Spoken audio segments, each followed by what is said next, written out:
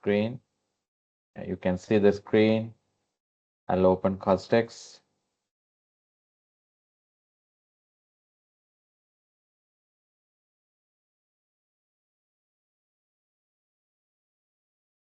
Here we go. This is the project we have been working on. That is the default project. And then we have been working on a building called Muscat Hotel. I hope everyone can understand what do you mean by building in CostX. Building can be essentially a section of the bill, or it could be altogether a new building, right? So that's how we have done. We have created a building called Muscat Hotel, and we are going to open this. Right, and then if you go to drawings, we have the other day we have measured frames, or basically slab. Okay, level 1, level 2. I hope you can remember this. Level 1, level 2. We have used the AutoCAD drawing, and if you see everything to here, and this is what we have measured. And we basically measured 200 millimeter thick slab. And then we have also measured 400 and 500 millimeter thick slabs here. And then here we had 600 millimeter slab also. Right. So we have measured all these things and we have got the quantities. And also in the process, we have learned something called, can you remember? Zoning. So what does it mean? Why zoning is important? We can't create the same. Let me open that. We can't create the same, let's say, dimension group. For example, 250 millimeter thick slab would be in all the levels. Now, in this case, there are 2 levels, right? I have not taken the roof level. I think it's the roof level. No. Okay. So I have taken only 2 levels just to show you how the zoning will work. And when we measure the level 1, can you remember we have selected the level 1? And that's how we have got the measurement. But when you get the quantity, it will show you the total quantity here. Right. So countries like in Sri Lanka, where we have the BOQs in different levels, for me, it doesn't necessarily mean that you need to prepare the BOQ level wise, right? You can combine everything together into concrete section and masonry section and so on. You don't have to represent the levels. But in Sri Lanka, the method of measurement is different, and we use SLS 573, which says you have to measure the quantities level wise, right? Especially civil works. And to reflect that situation, we have to measure the quantities level wise. So CostX allows you to do that, and they have introduced something called zoning. So we have done that zoning file properties the other day, and we have created something called zoning here. And you can remember, you can see here level 1, level 2 zoning. Okay, so we have included and then we have measured accordingly. But at the moment, you don't see the quantities here level wise. You don't see the quantities level wise. You see the total quantity because we have measured 2 drawings. And in both drawings, we had 250 millimeter thick slab. And this is the total quantity, right? It's the total quantity, right? But we have when you summarize, right? Oh, we have created a folder structure called zoning, zone 1, zone 2, right? Zone 1 is, let's say, the level 1 framework. Zone 2 is the level 2 framework, or basically the slab. Okay, in this case. So let's see how this will work when we incorporate these quantities into the BOQ.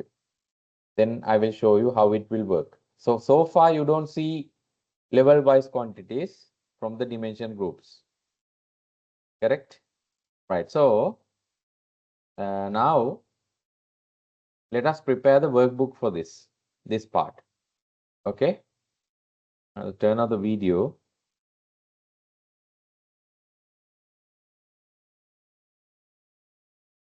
Right.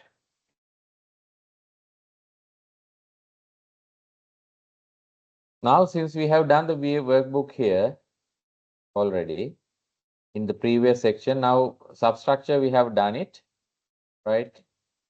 If you double click on that, you can see the excavation, right? You can see the concrete items. We have not done all the items, okay?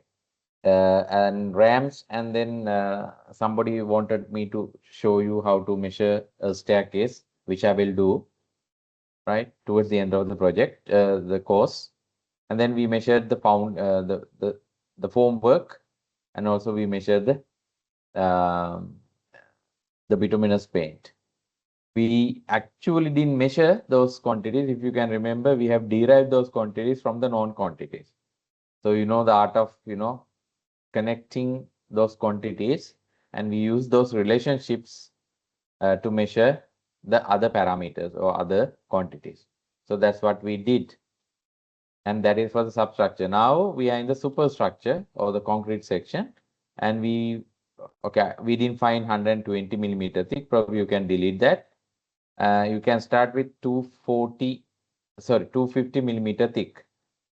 Can you copy this down to your BOQ? How? You have your BOQ in this folder, right? Drawings and BOQ, Muscat Hotel, and then bill number 10. Under Muscat Hotel folder, you have bill number 10 Muscat Hotel. There, you will see the concrete section.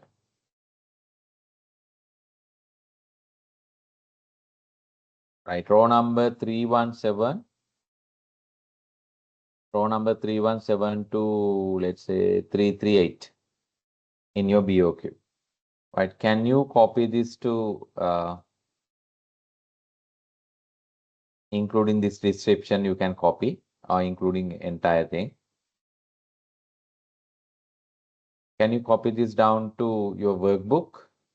And this is the summary level. And then when you double click on the subtotal, you go to this page and you have to copy this down to this workbook page.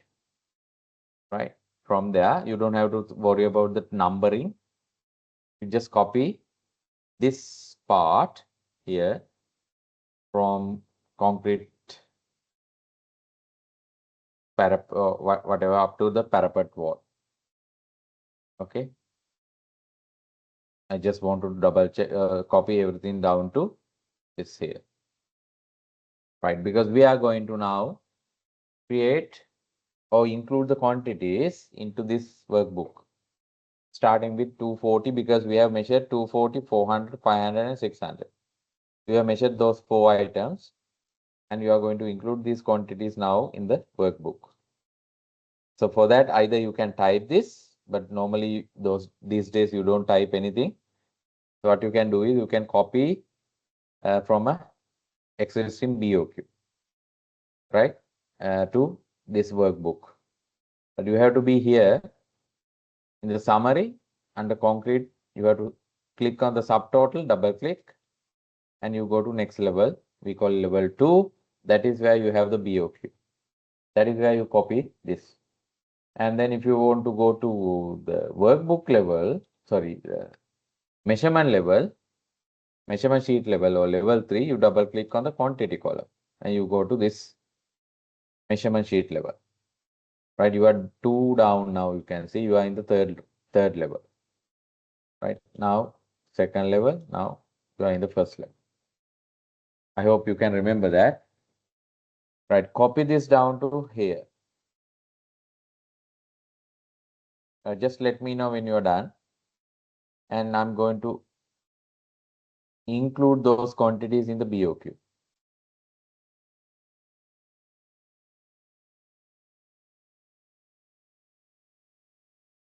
You must be wondering what did we do with the zoning? We measured quantities zone wise. We all know that is one thing is for tracking purposes. Level 1 how many quantities and how much of concrete quantity, and level 2 how much, and so on. So you need to keep a record of quantities level wise or zone wise. Or if you want, you can put everything into one basket and say this is 250 millimeter thick slab. Either way is possible. So I'm going to show both ways. Right, have you copied this down? Just let me know. Can you drop a small message when you are done?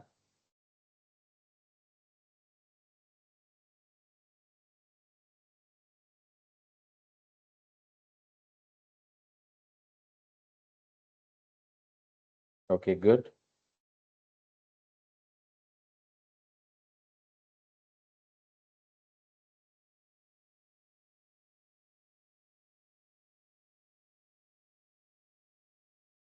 Right.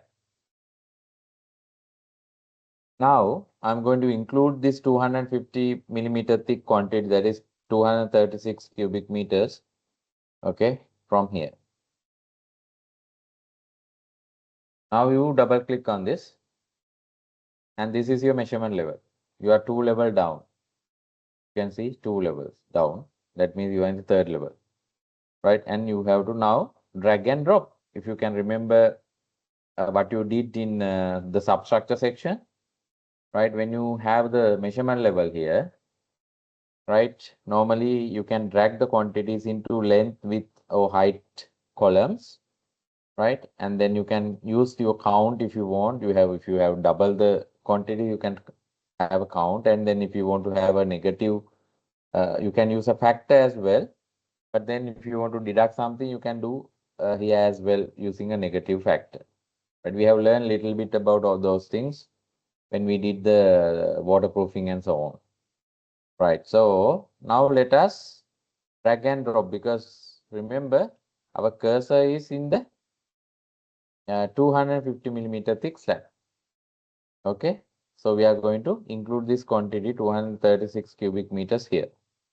So you double click on this quantity and you are here. Now you drag and drop. I'll use the length column. Now you can see, okay. Now earlier also you got this, but now you can see levels. Now you can see levels. Earlier you didn't have anything like that.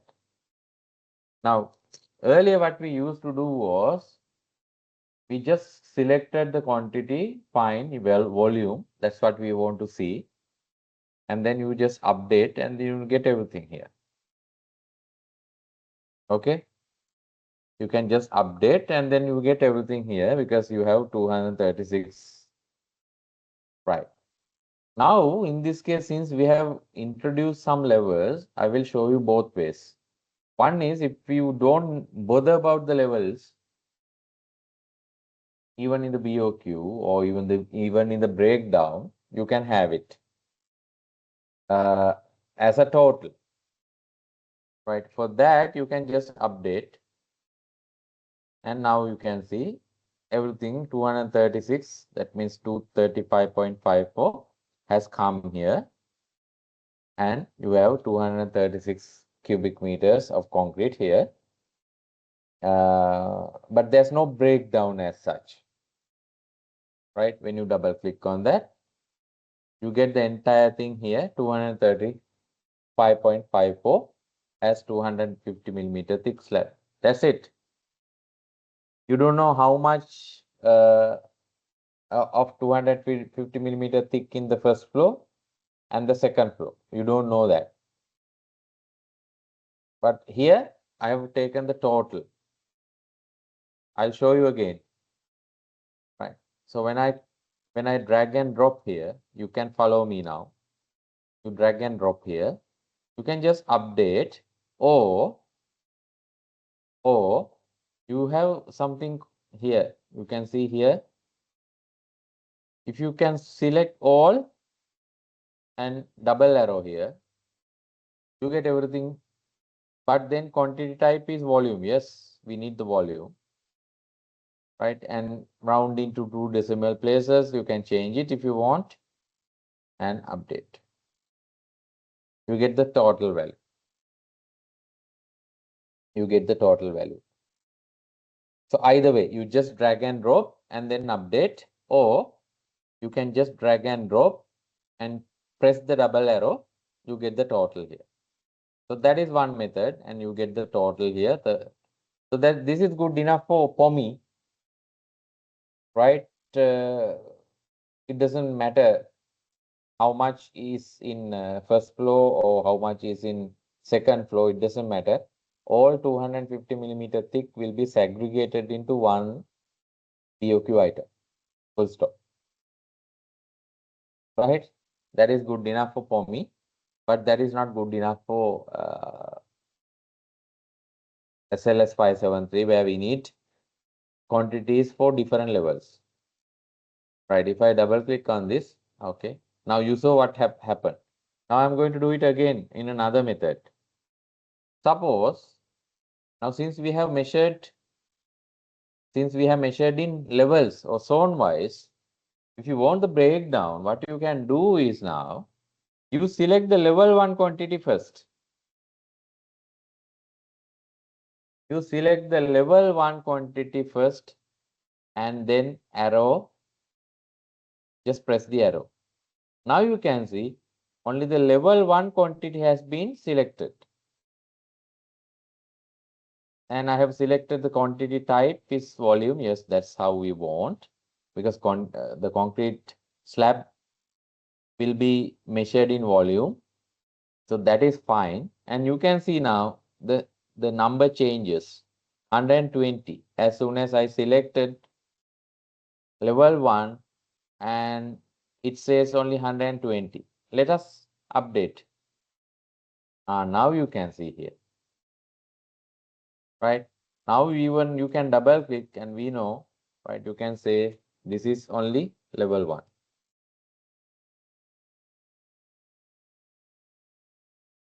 Or you can have a small, okay, what I will do is I'll put level 1 here. And even I can underline. This is my backup, okay? It's like my measurement sheet. Control, underline. This is my measurement sheet. I want to get the breakdown. So level 1, I have 120 cubic meters. So similarly, level 2, let's say, I type level 2, control underline for the control U for the underline. And I again go to this and drag and drop. Now I will select level 2. Don't press the double arrow, because when I put the double arrow, it goes everything. So I have selected everything here. So I selected only level 2, therefore only single arrow. Okay, by mistake, let's say I have included both. What do I do now? I will select level 1, because I have already level 1, I have already selected, and put it back here. That is also possible. If I make a mistake, you can do that. Otherwise, I will do it again. Go to level 2. Okay, I will select only level 2 and single arrow here. That means I have selected this level 2. So as soon as I click on this arrow button, I can see level 2 quantities have been selected. Then I update. Now you see the total is level wise, but the same, 236. Right, when you double click, you know, you have level 1, 120 cubic meters of 250 millimeter thick slab. Level 2, you have the same 115 millimeter thick slab, cubic meters, and this is the breakdown. Now you can see the significance of zoning, right? You don't see this dialog box You don't see this dialog box if you don't select the zoning at the time of measurement. You didn't see this one in the substructure because you didn't introduce any zoning. So you didn't bother. You didn't see this kind of thing. Now you know there's something called zoning, right? So level 1 quantities you can select separately while you include the quantities into the BOQ, and level 2 quantities and level 5, level 10, whatever, if you have measured in level wise, let's say 20-story building and you have 20 levels or 19 levels, right? You can select all the levels if you want at once, or you can take level wise quantities as per the structure of your BOQ.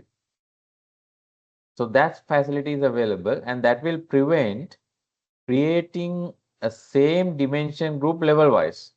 Otherwise, you have to do 250 millimeter thick first floor, 250 millimeter thick second floor, 250 millimeter thick third floor. And if you have 20 floors, you have to create 20 types of, or 20 times the dimension group. And by introducing a concept called zoning, it has been avoided, and you need only a single dimension group for all levels. But you can segregate your quantities level wise because you have introduced levels. Right. So that is very important when you do the quantities in your BOQ. If you want the breakdown, you can have the breakdown level wise. Of course, levels will not be given automatic, but you can type, right? You can prepare your own measurement sheet. Is that clear? Right. Can you get this now? Can you quickly get this? And I want you to get 236 here. Firstly, as a total, try that total also. And secondly, level wise, both ways. I will give you 1 minute and let me know.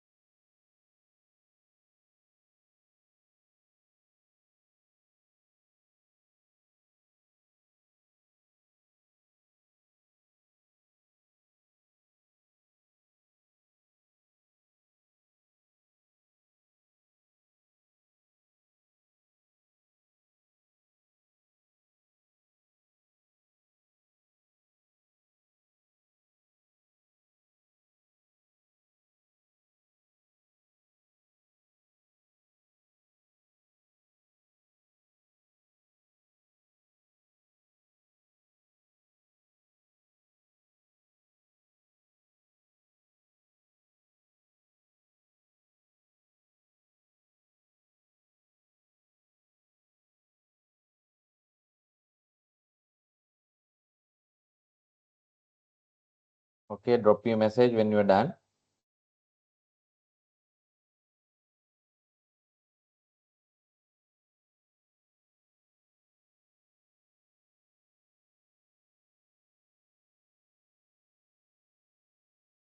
Can you drop me a message?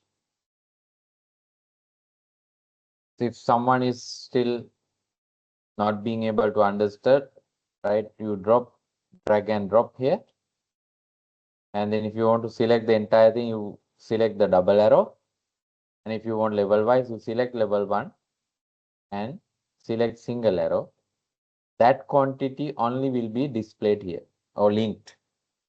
And then you do the second time, right? Then for the second time, you can select the level 2 quantities and you will get the total in the BOQ here or the workbook.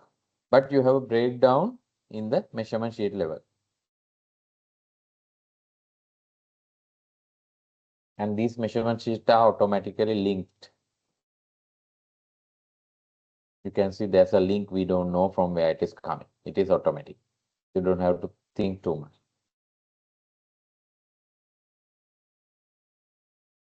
It is automatically linked to the dimensions group that we have created. But still remember, still we are doing these 2D measurements.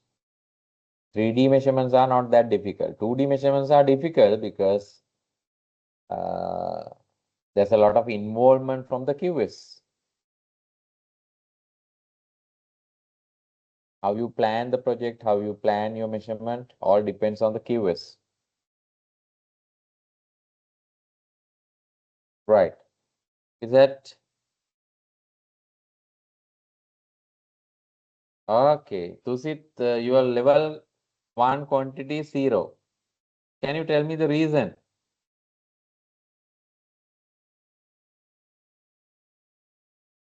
When you measure your quantities, you have not selected the zone category here, level 1. That's why your level 1 quantity is 0. Just a second.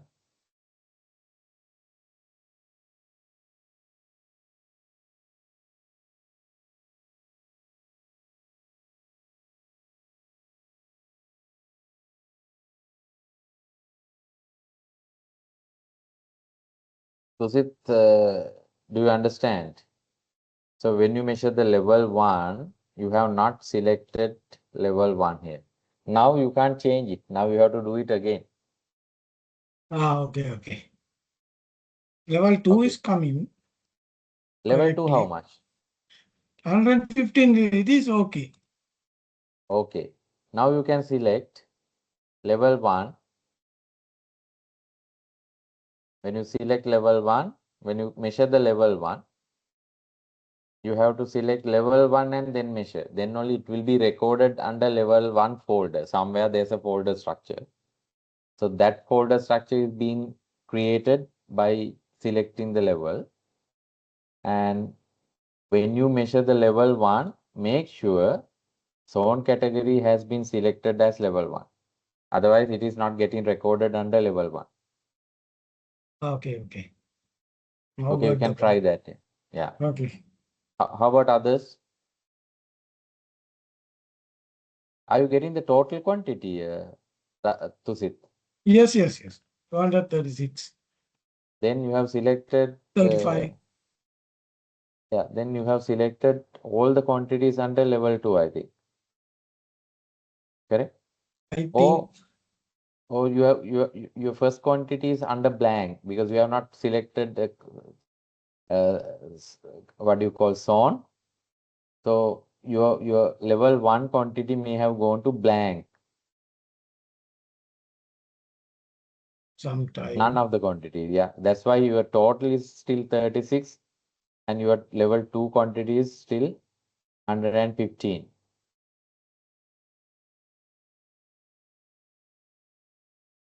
I think my level 1 content is blank category, right? Hmm. It's on the blank, right? Now, can you do that? When you drag this one here, right? Can you select even blank one here Okay. Wait. and then select? Yeah. Yes. Because by mistake you have not selected the level 1, so it goes to blank. Now in my case, it has to be 0. You can see there's no blank quantity. Correct. You can That see term. here nothing. Yeah. Yes. Because Okay. so that's a good experience. Make sure everyone when you select or when you start measuring level wise, when you start measuring level wise, you make sure you have to select the right level when you measure. Otherwise, it goes to another folder called blank. Okay, now you have to now you have to correct it later, not now. Okay. Yeah? Okay, anybody else is creating has some issues? Everyone is okay? Can you drop a message on the chat?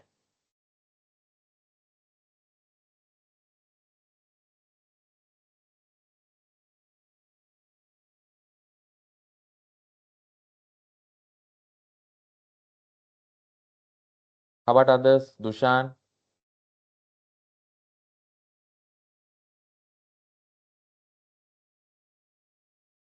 Good.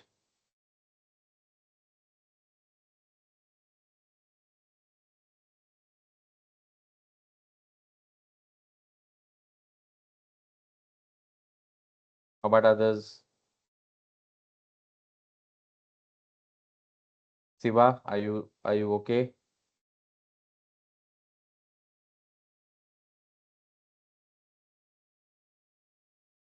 Right, good. I want everyone to be involved, right? Just by looking at the screen, that is not going to help you. You need to do it with me. Then you can practice later on with the recording. And you can put up a small short notes also while you are watching the recording. Kind of a flow chart. That is, you are making your own notes. Okay, good. So can I now move to the next one? Right. So we were in the workbook and then we have created a 250 millimeter thick slab. Now let us create, now since we have measured 400 millimeter thick again level wise, right? We have measured level 1, 400 millimeter, level 2, 400 millimeter. So let us do the same thing here. You go to the measurement level, you double click on this and then drag and drop, right? Drag and drop, and that is, okay, let us keep the breakdown.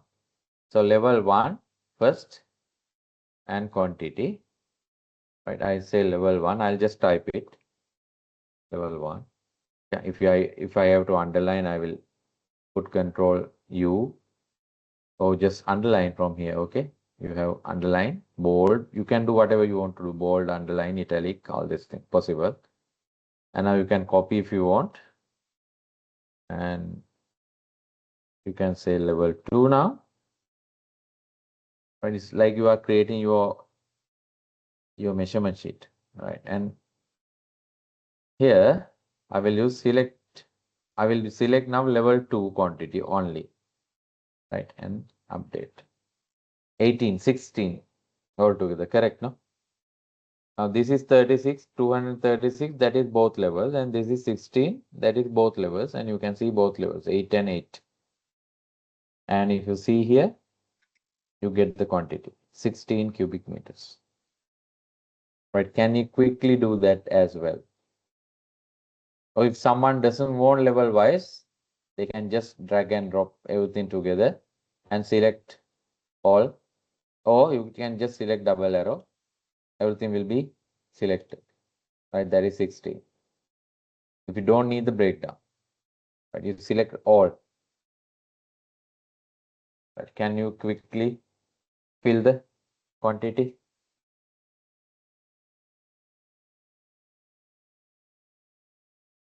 It should be 8 and 8 for 400 millimeter thick. You must be wondering why this CostX is slow, because we are still doing the 2D measurements, right? It is fast as the person who is measuring from it.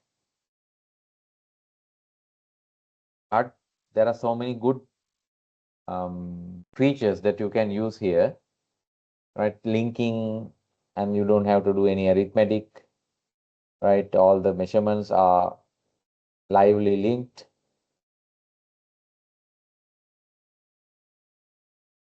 Right, so let us measure 500 now.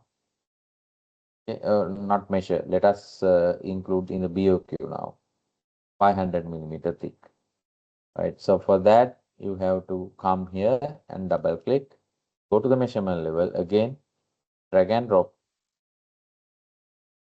and let us take level 1 first, right? And say level 1 and underline and copy this down and say level 2. And again, you can drag and drop the same thing. Sorry, it is count. Okay. Level 2.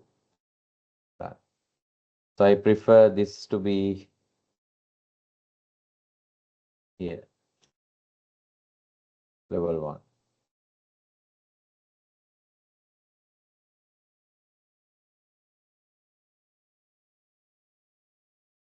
Right. So the quantity is 28. You can see 28 in the BOQ here.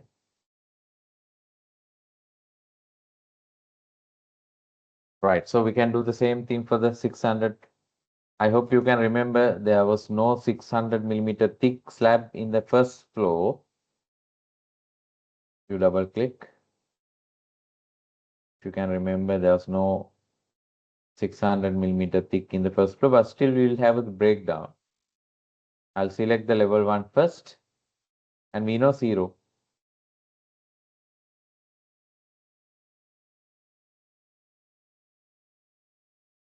And I'll copy this to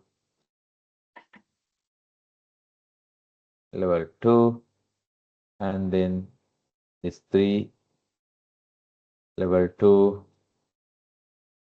Right. So if you just want to see the breakdown of the quantity. Now you can see these quantities are quietly matching with this POQ quantities. Fine. But if you need the breakdown, you go to the next level. And let's say if we have 10 zones, then you will have 10 zones breakdown. That is for your reference only. If you don't want, you can just select the entire thing at once and then uh, include the quantity, total quantity in the BOQ. Right. I would like you to come to this level and let me know when you are done.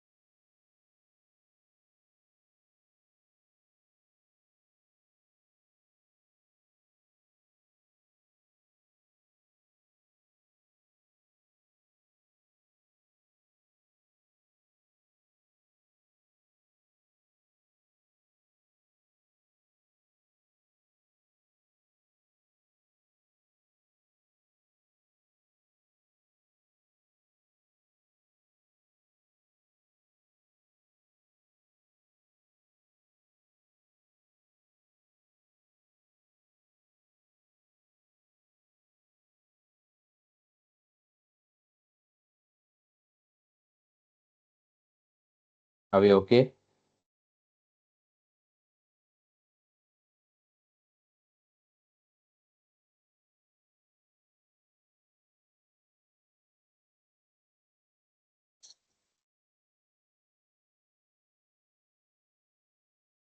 Good. Siva has done it. Dushan, good.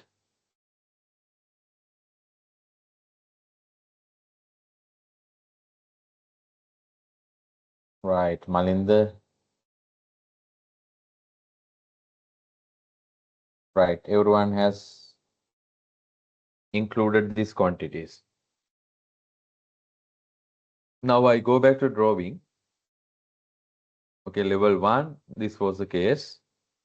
Level 2, this was the case. Fine. Now you must be asking, okay, how can you measure the formwork? And if you have beams, how can you measure? Now I have already talked about the principle. right? If you have a beam, let's say now in this case you don't have beams because this is a flat slab, right? You have multiple panels like this. You have panels like this, right? So these are sometimes we call as column heads, right? You can consider this as a separate thickness also as a slab. Either way you can measure, right? If we have slab and beams system, if you have slab and beam system, of course, formwork, you need to create a separate um, dimension group for soffit formwork, right? Soffit formwork. Slab, of course, when you measure slabs, you have to measure slab across the beam or on top of the beam. As per the measurement rule, we all know that, right? We have to measure the slab across the beam. For the beam section, of course, when you measure the beam, we all know we have to measure the beam below the slab level. So that is the measurement that you have to take. When you measure the beams quantities, you have to take the beam portion that is below the level of the bottom of the slab level. So that is the measurement rule, right? Even in for me or SLS, that is the case. So when you measure the beams, you need to be careful. Each beam when you measure, let's say you have a beam here. When you measure the beam, let's say beam is 600 millimeter deep. And then when you define the depth, you need to reduce the thickness of 250 millimeter. Let's say you don't have this kind of panels. It is a slab beam section. And if you have a beam, right, so B1, B2, B3, and let's say B8, whatever. So accordingly, you have to create dimension groups here. Let's say B1, when you measure B1, right, you measure the length, of course, and the thickness and the depth you need to include into the BOQ, into the dimension groups that you are going to create. There you have to define the width and the height.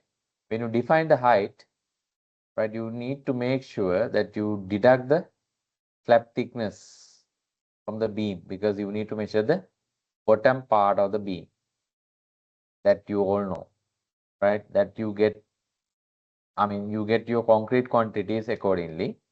Slab you have to measure across all the slabs, all the beams. That is for the concrete part. Formwork, of course, you have to measure panel wise. Let's say if you have a beam here, you have to measure this panel as area. And if you have another beam, you have to measure that panel as an area. So that is your soffit formwork. And beam formwork, again, you have to measure, you know, I will show you there are certain situation you can introduce certain equations. I'll explain towards the end of the sessions, not today, towards the end of the lectures. There's something called extended properties.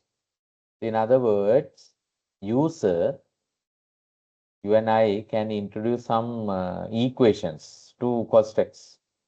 You can create your own equations. So in that way, we can measure the formwork very easily. I mean the beam formwork. Slab formwork, of course, that is easy because panel you need to measure panel wise. Measuring area is very simple in CostX. We all know we can use the shift key, correct? So soffit formwork for the slab will be easier to measure, but soffits and sides of the beam will be little difficult because you have to measure beam by beam because there could be different types of beam as well.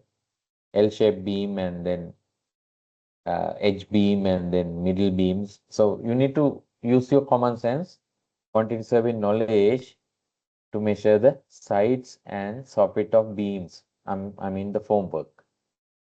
But having said that, you can even introduce some of the equations so that you can measure the length of the beam and you automatically measure the girth of the beam as well. So I will explain them towards the end of the lectures. Okay, not today, I mean end of the lectures.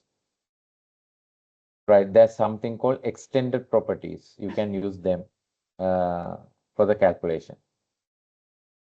Right, so I'm not going to measure any beam or soffit of the slab at the moment. I just wanted to show you how a slab thickness can be measured here. A slab will be measured here, right? And prepare the workbook, and that is what exactly we have done here. Right, now, okay, this is method number 1. In this method, now you can say we have measured, if you take this one here, now we have measured, for example, 400 or 550 millimeter thick twice. Why? When we measure 250 millimeter thick slabs, we measure them as a negative dimension. That's why it is in red. Correct? Can you remember we use the negative dimensions here? And that's why it is marked in red. And then when we measure 400 millimeter thick, we measure them again. So it's like we have measured twice. The method is fine, but we have measured it twice. There are easy methods. I will show you. There are 2 more methods that we can use. Now, this is traditional method where when we measure 250 millimeter thick, you can either deduct cutouts or maybe shaft, service shaft, maybe opening for the lifts, opening for the staircases and so on. You can deduct those quantities as negative areas, and you can measure only the positive area and work accordingly. That is the easiest and very simple method. And then when we measure different thicknesses like this, what you need to do is here under this method, you have to measure the 250 millimeter thick slabs, and then you have to deduct other thicknesses. That is exactly we have done using negative dimensions, correct? But when you measure those thicknesses again, we have to measure them again. That is what exactly we have done. But somehow this is very straightforward and very simple method, though we have to measure twice. Right. So I'm going to show you we can do the same thing in different methods. Right. Before you move into that, I just wanted to show you if you have a kind of a, let's say this is not a cutout, okay? This is not a cutout, okay? But let's assume that you have a kind of a circular cutout. Let's say this is another, let's say 700 millimeter thick slab here, but in a kind of a oval shape. So how can you deduct this? How can you measure this and deduct as a negative dimension? I just wanted to show you how to measure or how to mark some odd shapes like this. Rectangular, you can use the point mode, fine, no problem. Or you can you can use the line mode for the rectangular shapes.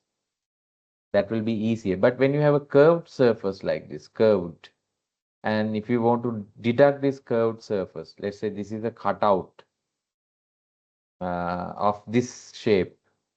So how do you deduct? Let's say you want to deduct from this, okay? Let's say we have forgotten to deduct this. I'm just taking an assumption, okay? And I'm going to deduct as a negative dimension now. You can see here. How do you do that? Because this is a curved one. You can't select line mode or point mode. You can, but it doesn't work like a rectangle, right? When you have a curved surface, how do you deduct? If you want to see the point mode, what you can do is you can take the point mode very close to each other because that is because of the curved surface, right? If you want to represent the curved surface, you have to keep your cursor very close to each other and mark this as a curved surface. enter. Now you can see that area has been deducted. You can see here that area has been deducted. Maybe not a big area, that's why still you have 235. But here, if you go to dimension, you will see, I think this part, right? 0.556. Yeah, this one here, 0.56, this one. I just wanted to show you how a curved surface, the curved cutout can be deducted. Okay, if I have to do it again with the line mode, let's deduct that one. Let's deduct, delete this. Okay, now I'll do it again using this time line mode. Using this time line mode. How you can do that? Now you can keep this and drag your mouse. I don't click, right? I just drag my mouse across the curved surface like this and enter. Both ways is possible. Right, I'll redo it.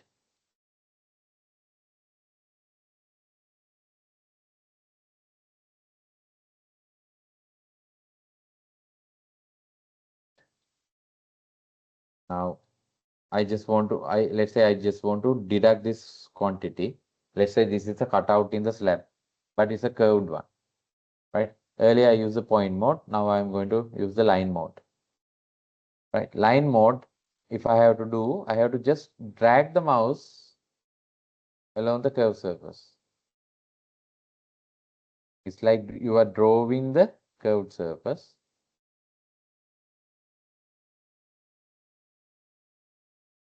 Okay, if you don't get the proper thing,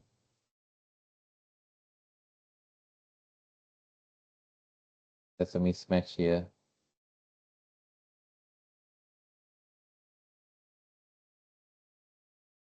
I think there's a line. It picks the line. It's okay. Right. Now you can see it is how this cutout has been drawn. Right. That's why this shape comes. It's okay, but you can use both point mode. You have to click along the circle, the curved line, very close to each other. You have to click, and if you have line mode, you have to draw. You have to take your mouse along the line and then enter. Right, both ways you get the same volume. Right, if you have to deduct this curved one, this is how you should be doing. Right, I just wanted to tell you how to do that when you have a kind of a curved cutout or negative line if you have to draw or whatever. When you want to measure the area of a curved surface, this is how you should be doing, right? Either point mode or line mode. Can you practice that one also with you?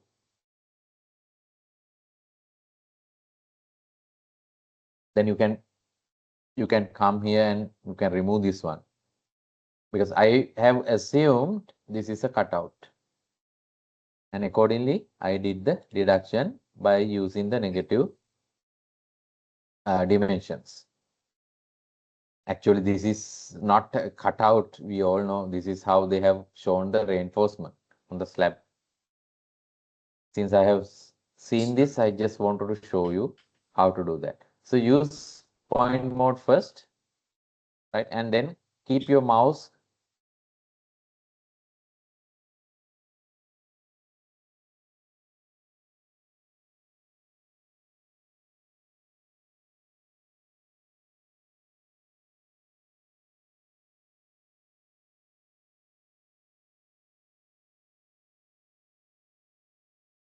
right. Keep your mouse here.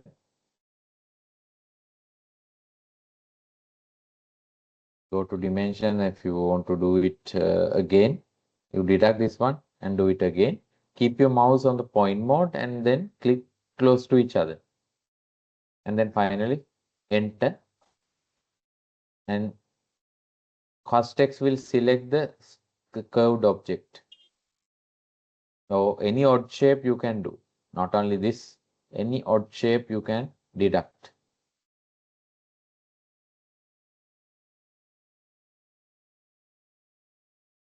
If you are taking the line mode, it's like you have to move your cursor along the curved line.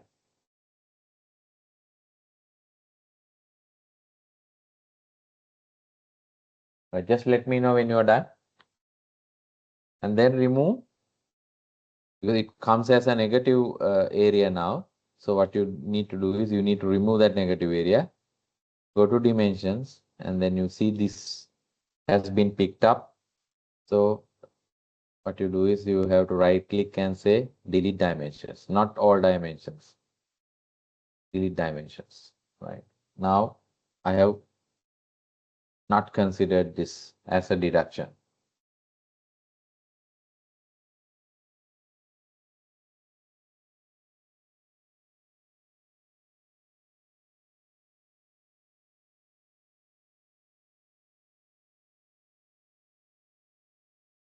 You want to practice one more time? I want to take this as a deduction. Let's say I have to select 250 millimeter thick slab, assuming this is a hole in the slab. And if I'm taking the point mode, what you need to do is you have to keep your cursor very close to each other. Just keep on clicking, right? More closer means you have a realistic deduction. And then enter. That is one method. The other method is you go to line mode and you have to, okay, I'll do that as well. Deduct.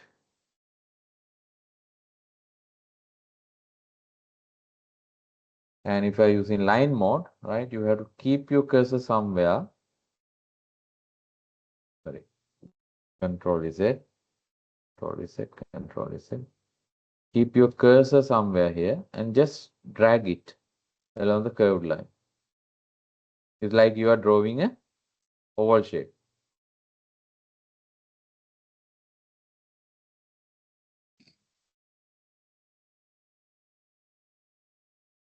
Sorry.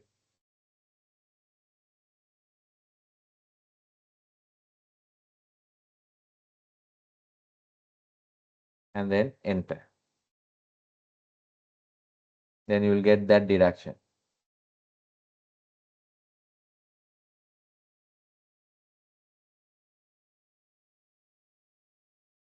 Right. So I have just done something extra. I just wanted to show you how you can deduct some odd shapes, or how you can measure the area of an odd shape using CostX. This is how you do. Any rectangle or anything, any circular shape or rectangular shape or square shape, it is very easy. You have to select four sides, right? Any other regular shape, you can select the lines and then you can select the area.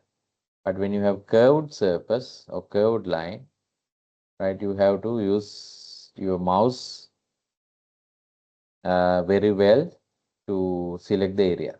I hope it's clear. Right, now you unselect to delete that one by selecting and right clicking and say delete dimension. Right. I just wanted to show you some additional feature. Now this is the method number 1 and you have even created the workbook for that. Good, it's there. Now I will create, okay, this is method number 2, right?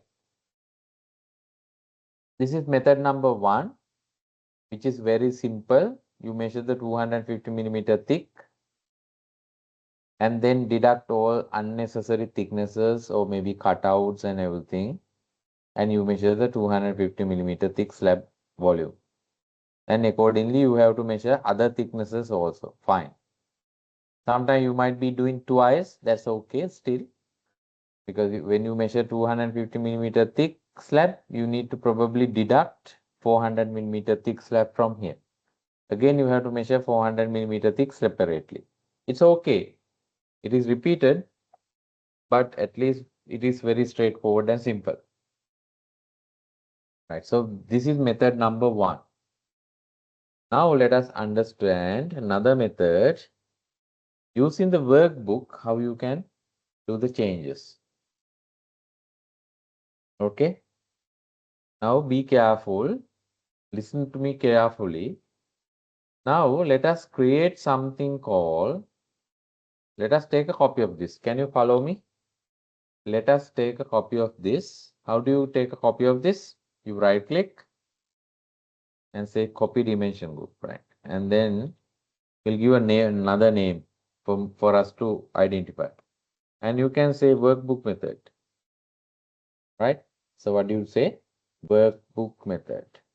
This is method number 2, okay? Method number 2, we call it as workbook method. I'm going to show you something separate. And now you can see,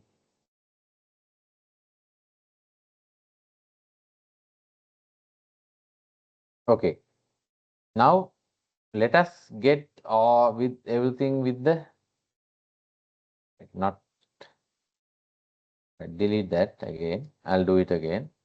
I have to get the quantities also. I have to get the quantities also.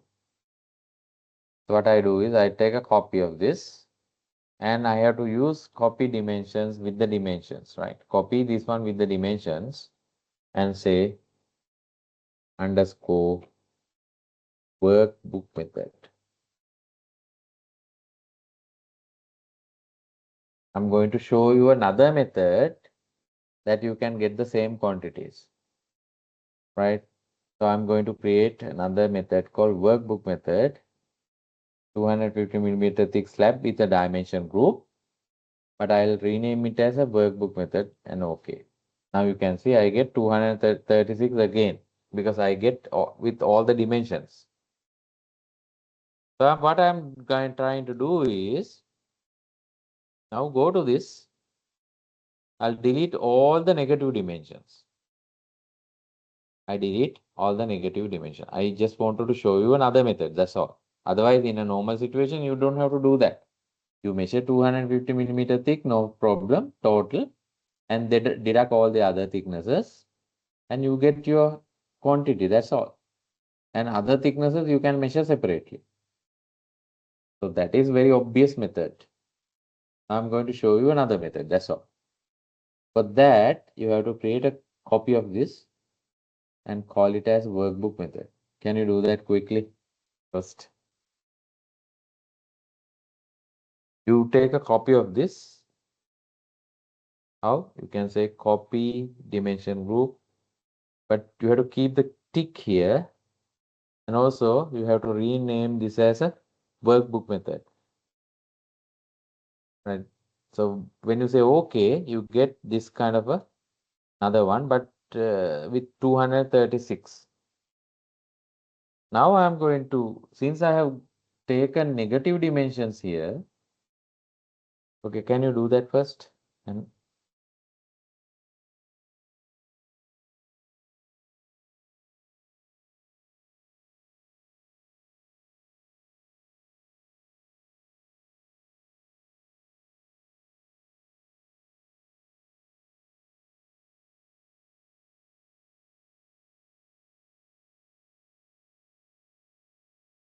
right. So you take a copy. Now you are going to remove all the negative dimensions. So when you click on this, you go to dimensions and then you know your uh, negative dimensions here. Okay, you can see here you are in the level 1 here. Correct. You remove all the negative dimensions. You will only keep your positive dimension, that's the total area without the deductions, right? That's what you are going to do. You have removed all the dimensions, means all the blue squares here. We are not going to deduct. We are going to have the entire 250 millimeter thick as 250 millimeter thick slab. We have not deducted anything for the other thicknesses. So that deduction can be done separately. That's what I'm trying to say. So you select all the negative dimensions here and right click and say delete. Delete dimensions. Okay. Delete dimensions. Right. Now you go to this one, you can see quantity has been 249 because you have deducted, so you have removed all the deductions. So you have taken the entire slab as 250 millimeter thick, in other words, because we are in the level 1. Now we'll do the same thing for the level 2 also. Now you select this one and go to dimensions. There you can see the dimensions. Again, negative dimension. You deduct those, delete these dimensions also. Not delete all dimension, delete dimension. Select it. Right now, if you go to this, your total 250 millimeter thick slab is 261. That means the entire slab, I have considered this as a 250 millimeter thick slab without deductions.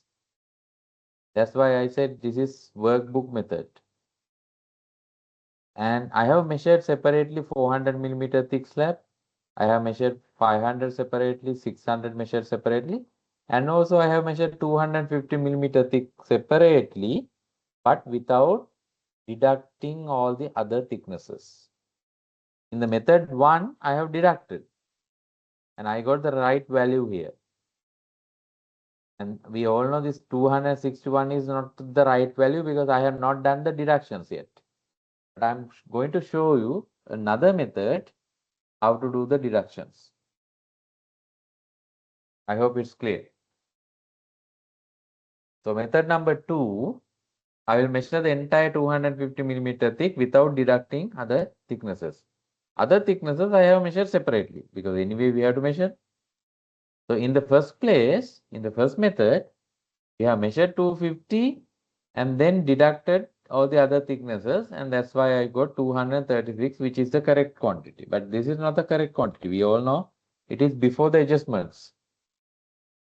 Then how can we do the adjustments now? If you don't, let's assume that we have not done this way. Let's assume that we have not done this way. We are going to measure 400 separately, 500 measure separately, 600 measure separately, 250 millimeter thick measure separately without deductions. Okay. Let's say this is another method. Now you go to workbook and I'm going to show you the same quantity. I'll put a column here. Okay, assume that I just wanted to compare the value. Therefore, I use this, see this cell. Okay.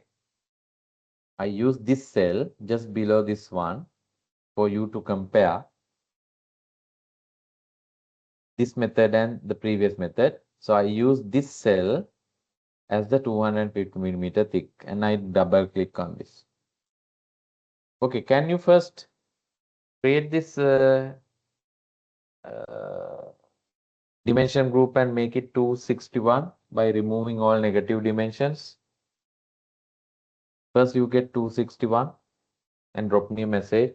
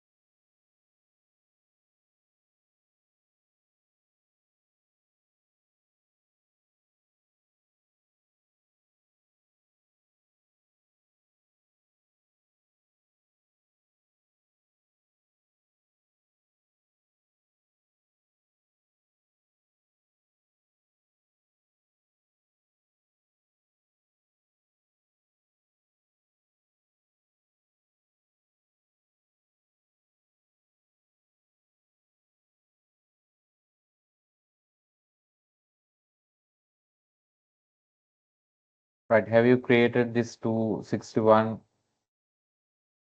So what I have done is I have taken a copy of this and then I removed all the negative dimensions. Right, when I click on this, I'd go to dimensions and then I see negative dimension, I removed it. Right, that is, you want me to do it again or? Yes, I got 249. Then you have to select the level 2 also. Do the same thing.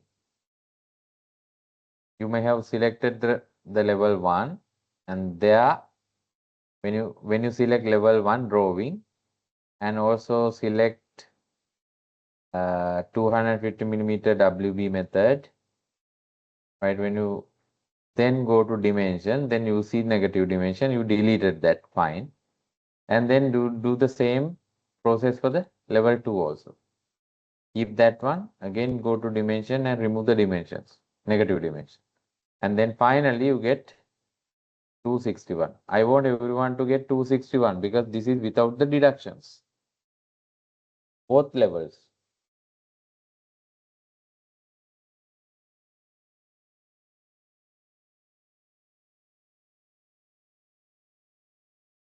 Because we have measured level 1 and level 2. Let's say you are doing for the first time. Level 1 you have done. But in that case, you have to select the zone 1 separately. Level 2, without the deductions, you have done. So when you do that, you get 261 without the deductions.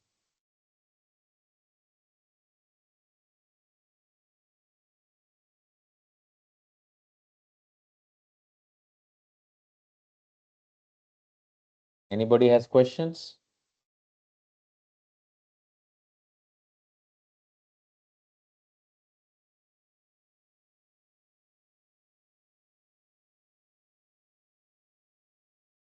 Okay, Siva is getting 261.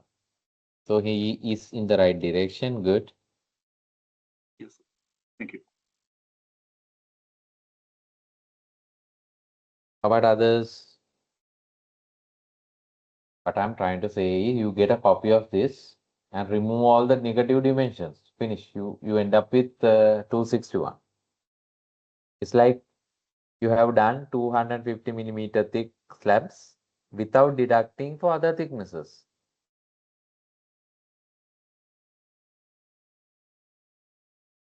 Assume that you have not done the first method. Assume you have not done the negative dimensions. First method you have not done. What you have done is 400 separately, 500 separately, 600 meters separately, 250 measured separately without deductions. Now you are going to deduct in a different way. That's why I took a copy of this and removed the negative dimension as if I have measured the entire all these two floors, level 1 and level 2 separately without doing the negative dimension. So without deducting. So I should be getting 261. Right. Everyone.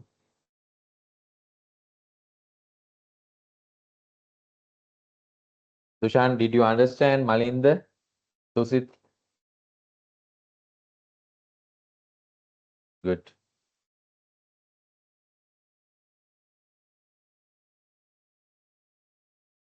$260 fine. Okay. That could be kind of rounding up.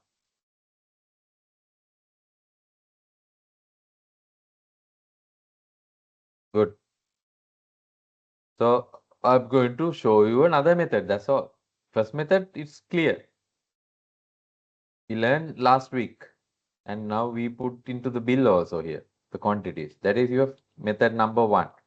Now we are going to do a method number 2 without deducting any negative dimensions or without doing the same measurement twice, in other words. Right? That's why I said it's a workbook method. Right. So we have 400, 500, 600. Now you have this one. Now I am going to include the quantity here just for the comparison purpose. Okay. Since we have done method 1 here and we have the quantities. we have to get the same quantity. It's not 261, we know, because this 261 is without deducting the other thicknesses. Right, now we go to the, keep your cursor here, double click and go to the measurement level. Right, now you drag and drop here. You drag and drop. Okay. If you want level 1, you can do level 1. That's all. And we know this is not the right quantity because we have not deducted. Correct? Yes. I'll leave little gap here because this is level 1. Now, you can understand. Right. So just follow me if you want. And level 2, I'll leave a gap here and take a copy. And I'll make it as level 2. And I again drag and drop here. And this time I will select level 2. Okay. Now you see, you get 260.5. That's 261 is correct, no? This is the breakdown. But we know this is without the deductions. Now let us deduct within the workbook itself. Now earlier we deducted using the negative dimensions. Now we can do the deduction within the workbook itself because we know 400 millimeter thick slab area. So what you can do is you can drag and drop here. So you can say, wait, you can say deductions. Right? You can say deductions or DDT. Right? And 400 millimeter thick deductions you are going to do. How? Level 1. Now if you deduct volume, will that be correct? Because you have measured 250 millimeter thick area, but you are going to deduct 400 millimeter thick volume. No, you have to deduct an area equivalent to 400 millimeter thick. Therefore, you don't select the volume here, you select the area. You select the area, then the thickness is 0.25, correct? And then it has to be minus 1. I hope you got it.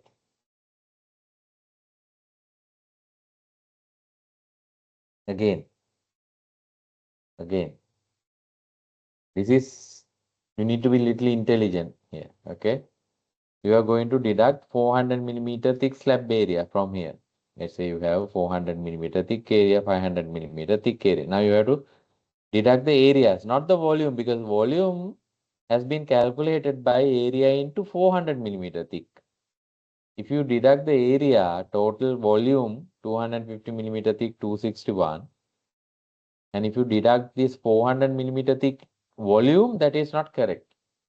Because deduction has to be this much into 0.25 thickness, not 0.4, because we have taken the full area now. So that's why when you deduct from the workbook, you need to be careful here. You have to select not the volume, you have to select the area. If you are selecting the area, let's say level 1. Okay. You can say level 1.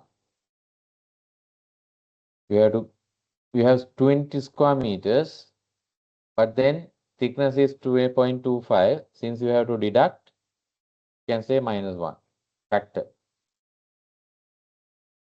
Right? And can you do the same thing for the level 2 also now? Level 2. Use the volume, use the area. Now level 2. So it will select level 2 area.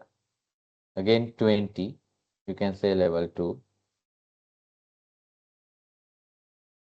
Okay, and then 0.25 is the thickness and 0.1. Right, so that is the 450 millimeter thick deductions. So we have to deduct same way 500 millimeter thick.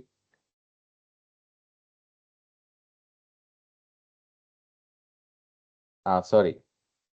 You can first you can do all L1, then you can do L2 here. Okay, I'll deduct this one here. I'll delete this one from here. I'll first use all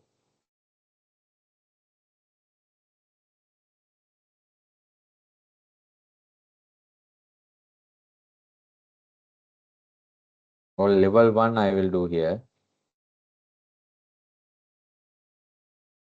Right, 400 millimeter thick level 1, 500 millimeter thick level 1. Okay, here I'm going to do 500 millimeter thick level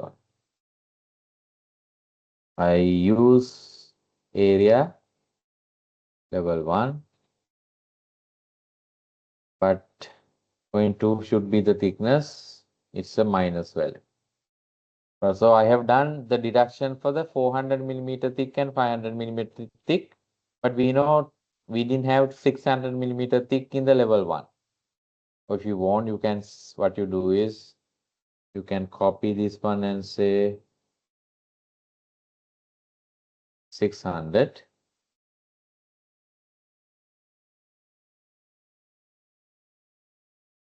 And you can drag and drop here as if you have it, but you know you are going to get a 0 here. Level 1. Right. So no, you can put, right. So level 1 I have deducted all now within the workbook itself. 400, I have 220 square meters, right? And when you multiply it by 0.25, that is the size of the cutout, or that is the volume of that cutout. So you have to deduct 5 cubic meters from this 134. 134 is without deduction. So for 500, we have 35 square meters, but then we have considered 0.25 here. Therefore, you have to deduct 0.25, that is 8.8. So you have to do the same thing for the level 2 also.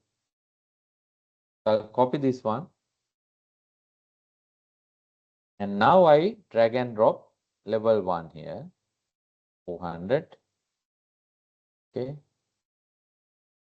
Now I'll select level 2 now. Not the volume, but the area. Correct? Level 2 area. Update. 0.25. And it has to be minus. Right. Level 1. Sorry. Now it has to be level 2. Here. Level 2. Sorry. Here. Level 2. Right now 500 millimeter thick level 2. What you do is you drag and drop here. But you will select not the volume, area, level 2. And here 0.25 into minus 1, just to make sure there is a minus value. Okay, level 2 here, drag and drop. And I'll select the area, level 2, update, use 0.25 into minus 1. Now I should be getting the same figure, correct? Because I started with 261 and I deducted all these values here, not in the drawing itself, like in the first method. So when you use the negative areas, you get, when you deduct the negative areas in the first method, you get 236. Now in this method, I got 261 without deductions because already I have measured the deduction separately. So I am using these dimensions to do the adjustments in the workbook itself. And I should be getting how much? 236. Now you can see I can use the same or different method to use or to get the value as 236. And that is what we call as a workbook method. Because in the workbook, you do the adjustment here. In the workbook, you do the deductions. Because already we have measured 500, 600 millimeter thick separately. If you don't understand this, just forget it. Use the first method. Okay? But what I want to show you is, of course, if you are smart enough, you are intelligent enough, you have some other methods also. Within the workbook, you can do the deductions. You understand? Right. I want you to do this, practice this one quickly. I'll give 3 minutes. You start with 134, level 1 total area, or total volume, sorry. And then you deduction for the cutout or for the 400 millimeter thick area only I get. Then I use the thickness and then I use the -1 factor for the deductions. And you do for the 500 and 600, of course, you don't have in first floor or level 1. And you do the same thing for the level 2. Level 2, you start with 126 and then do the deductions. And then you will end up with 236 total. Can you do it? And drop me a message. You can learn CostX on the surface, but this is the most important part, right? You need to use your methods. You need to use your quantity survey knowledge also. CostX is just a tool. How you use the tool is also important as a quantity survey. That's why I wanted to teach this method as well. And there's another method I will explain you now. First, you digest this. I'll give 2 minutes, 3 minutes, let's say. Meantime, I'll pick up a glass of water.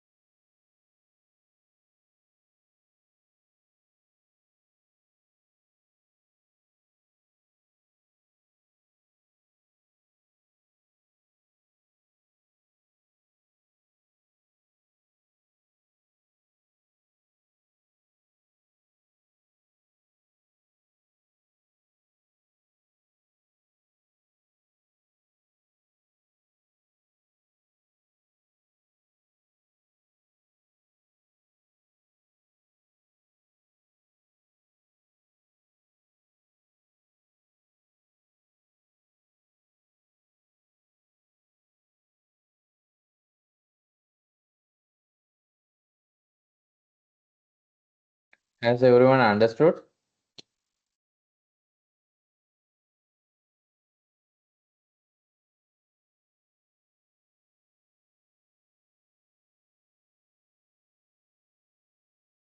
Okay, what you need to do is here, you should get 261 here. You cannot get 236 here. The adjustment you are doing in the BOQ, right? Is this your BOQ? Ah, yeah, yeah. This is your BOQ. Yeah, yeah, okay, good.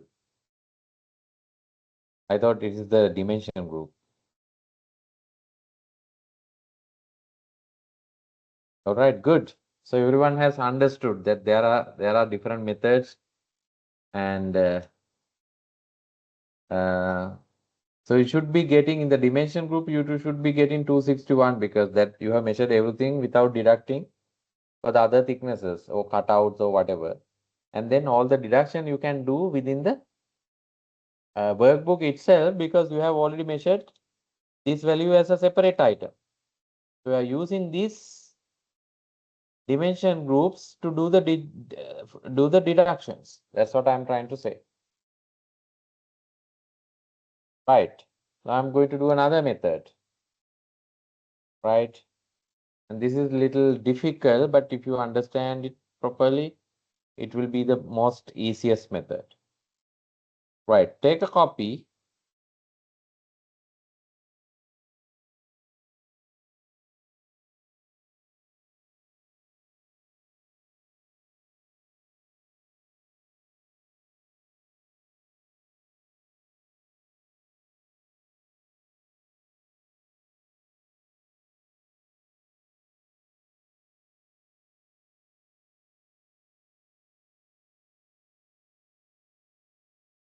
Right. So take a copy of this now. 261, okay? Because that is without the deductions now. So take a copy of this. Not in this mode, you have to go to dimensions mode to take a copy. Sorry. Drawing mode. Take a copy. Copy dimension group and say, and you have to select the copy dimension. You have to tick this box and say, not workbook now, dimension group method, DG method, okay? 250 millimeter thick DG method, and you are taking a copy of this WB method. And you have to tick this box and you should be getting 261 for WB method. I'm going to show you another method.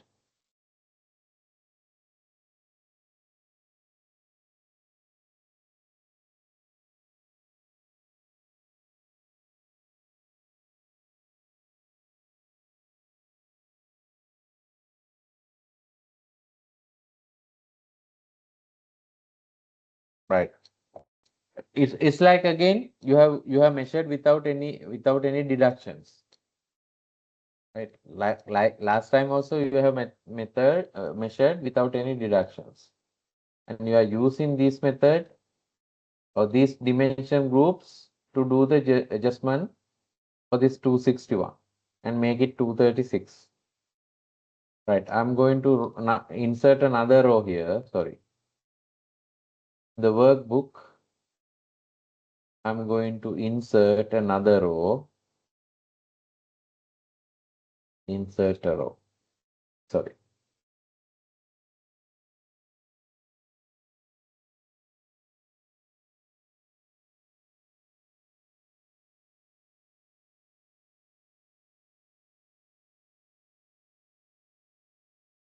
Okay, this is the WB method. This is the WB method, and this is called EG method, dimension group method. So I'll leave one row here. Here also I will leave one row. Okay, for this one it is fine, and there's no need to because it's 400 millimeter thick, anyway 16, whatever method you have measured, right? So this is applicable only for 250 millimeter thick, because the adjustment, the way of doing adjustments are different. That's all. Otherwise, this 400 millimeter thick, anyway 16, 500, 828, and 603. And we don't have to do any adjustments there. So I don't have to include any lines here or rows. So this is the third method I'm going to use for the 250 millimeter thick, assuming we have measured the entire slab without any deductions, right? So we can do the deductions through negative, that is the first method, and we can do the adjustments in the workbook itself, that is the method number 2. Now we are going to do method number 3. How?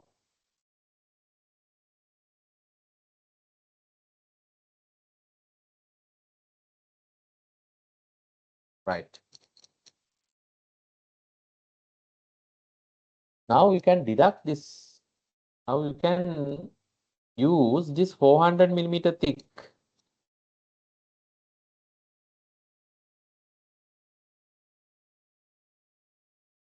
Dimension group,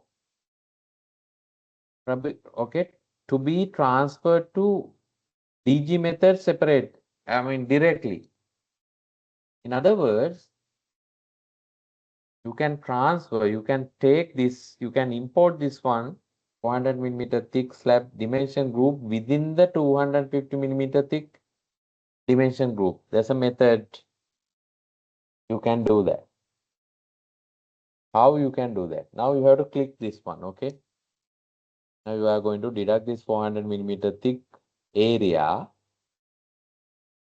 from this 261 DG method. How you can do that? Okay, first you create this 261 DG method dimension group. Take a copy of this first. Take a copy while you are in the drawing mode. Take a copy and make it as DG method and use this tick and then OK. Then you end up with something like this. Can you do that first?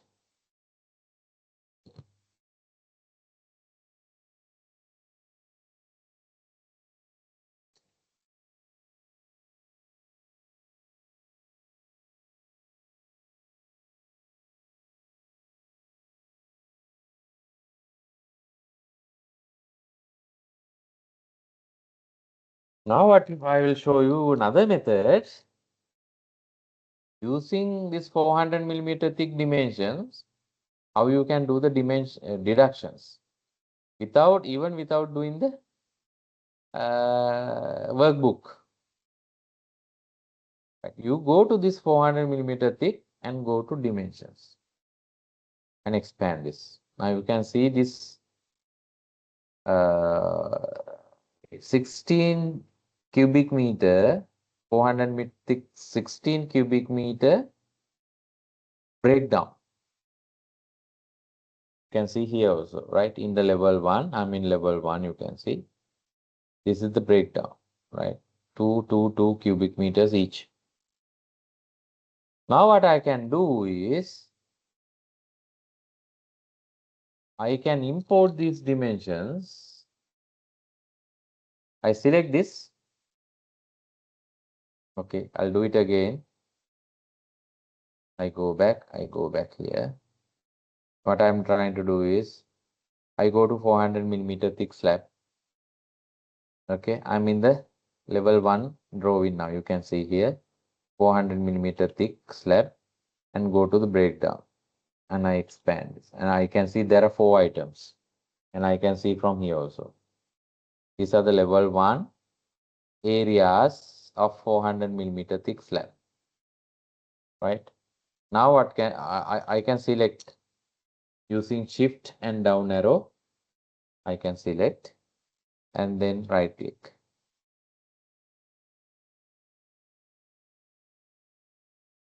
Now there's another function called move dimension to another dimension group. Now I can move these dimensions to another dimension group. Okay, so I click this, and from here, okay, from which one do I need to move? Because I need to do the deductions in the 250 millimeter, right? So I select, I want to do the deductions here, 250 millimeter thick DG method, and say OK. You know what?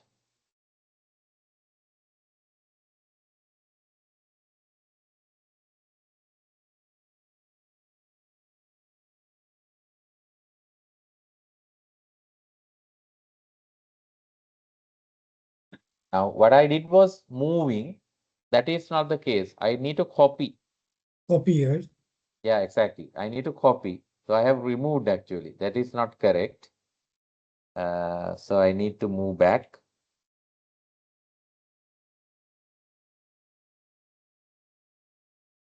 What I do is I move back to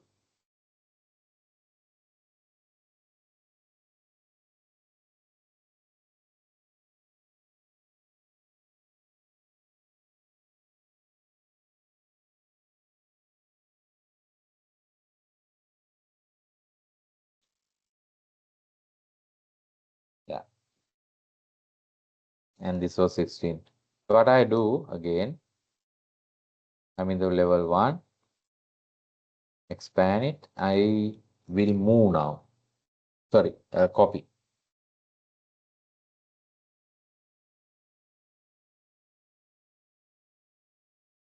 Copy dimension, another dimension group. Which is the dimension I want? I want to copy it to 250 millimeter thick called DG method. Now what I will see here. Now I go to that. Now you can see DG method amount has been increased. Now it's like you have measured the entire slab. On top of that, we have measured these areas also. Correct? Well, that's why instead of 261 here, you get 266 because I have added these areas also as 250 millimeter thick slab now. What I need to do is, okay, I'll do that one. This is 400, okay? I can do the same thing. Okay. Right. Now I have added like 5 cubic meters, which is this part on level 1. So I go to dimensions here. Now you can see why I have added here, because I have added this as positive now. I want to make it negative now. I have moved it. When you moved it, it doesn't go as 400 millimeter thick, remember, because when I created this dimension group, I have multiplied by 0.25 thickness. So the entire volume doesn't get changed. It goes only like area into 0.25 as. Right now, for example, I have to send 8 cubic meters from here, but actually then it has to be 261 plus 8, 269. But it has gone up to 266. So why it is? Because this 8 cubic meters in the first floor is multiplied by 0.4.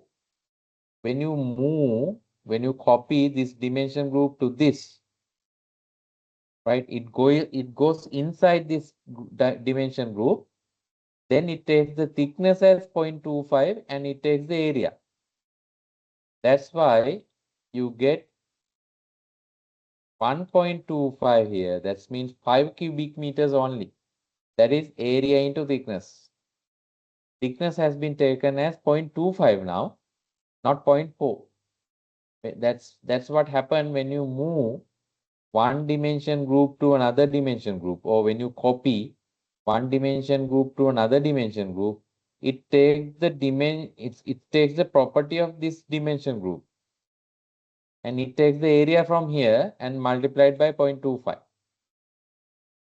That's why we know 8 cubic meters you have in the first floor, but when it move to, or when it copied to the first floor here, it increases only by 5 cubic meters.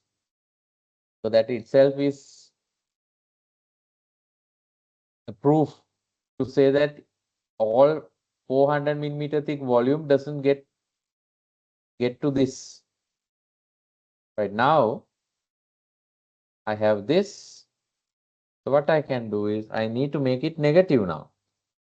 I need to make it negative. How do you do that? Right click and say make negative. Now you can see what happens. Now you see what happens. Go back. Now I made it 256. You understand? That is 400. Now you know I have 400 in the level 2 also. So I'll do the same thing. I have 400 in the level 2 also. So what I will do is I select the level 2 dimensions and I can take a copy from here and move to take a copy and move to 400 millimeter thick. Sorry, 200 millimeter thick DG method. Say okay, fine. Now you go, right? You go to now 250 millimeter thick. And if you go down, you can see whatever we have transferred has come as positive. Now I want to negative. I want to make it negative.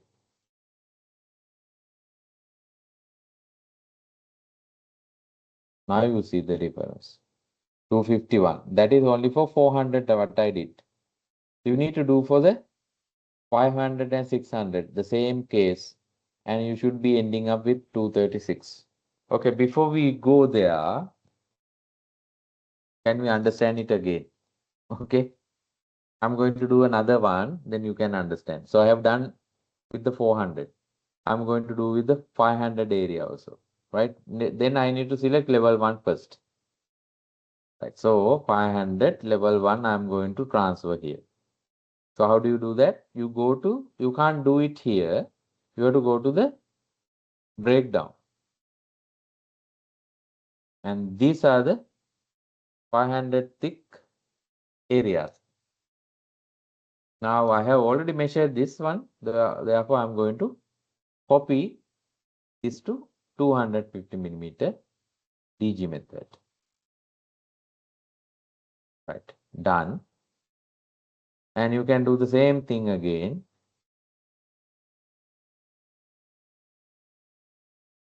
For the level, okay, let's make it negative first. Okay. Oh, let's copy this again, level 2 also. Level 2.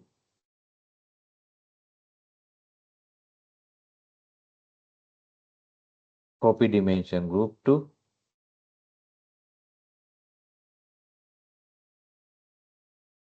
not here. You have this. Go to the breakdown and say copy dimension group to 200 DG method. Okay, done. Now what you need to do is you go to 250 millimeter thick and go to dimensions. Now you can see the previous ones I have made it negative. Now new one I need to make it negative. I'm in level 2 now. That's what I said, this is little difficult. So make negative. Fine. Okay, now you have to select this one. Again, select this one, go to dimensions, expand it. And then you have positive ones here.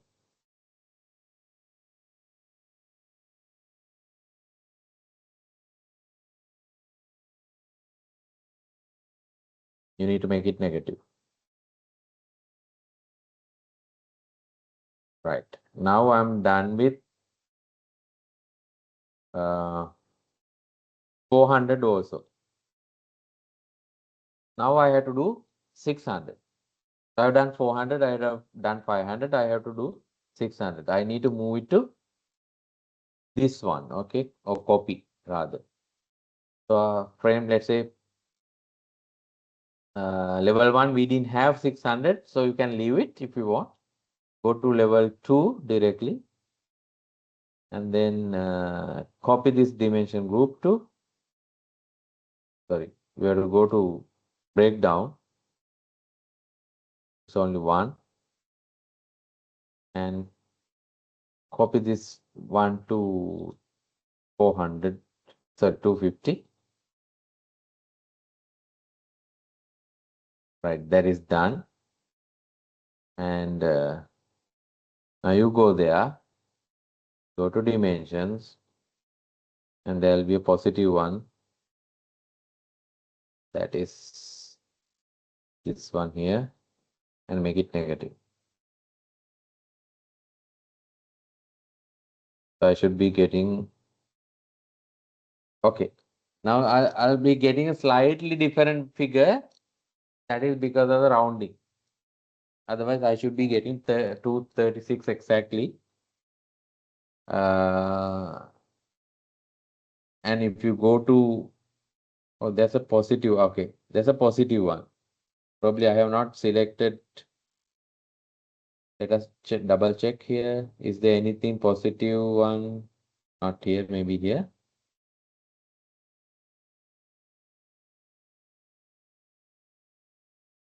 Yeah, exactly. I have selected, I have not selected that one and make negative now. This one. I make it negative and I should be getting the same value now. Yeah.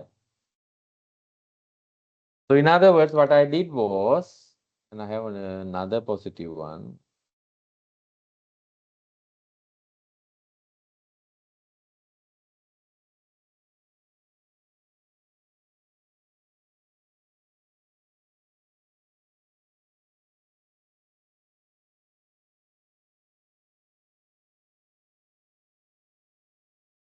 No, that is the one I have selected. Fine.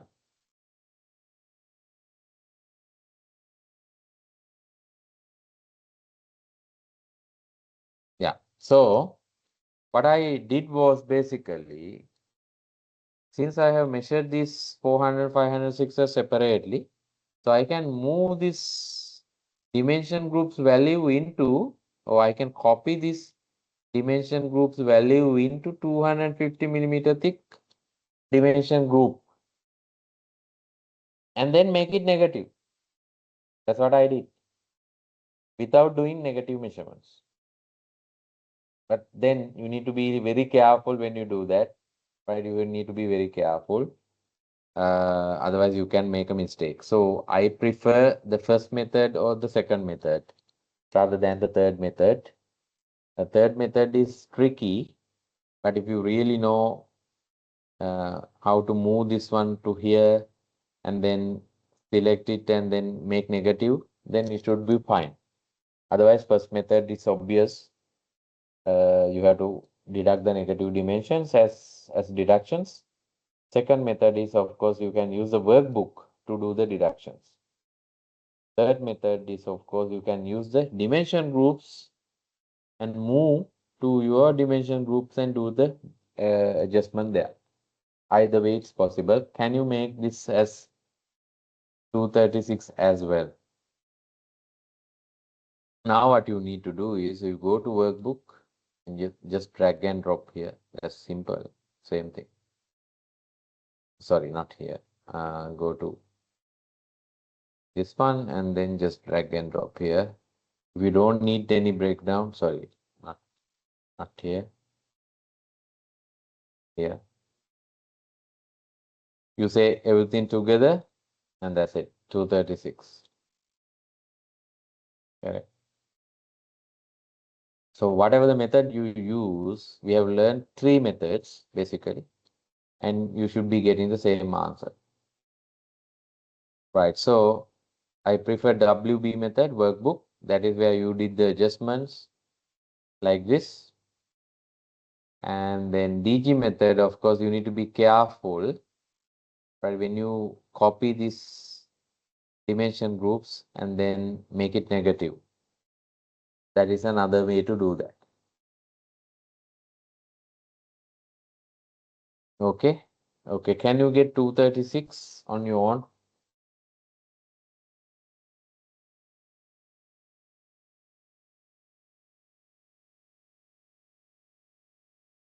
There's no backup for this. Everything will happen within the dimension groups. That's why I created this one as dimension group method. Okay, can you get 236 and drop me a message?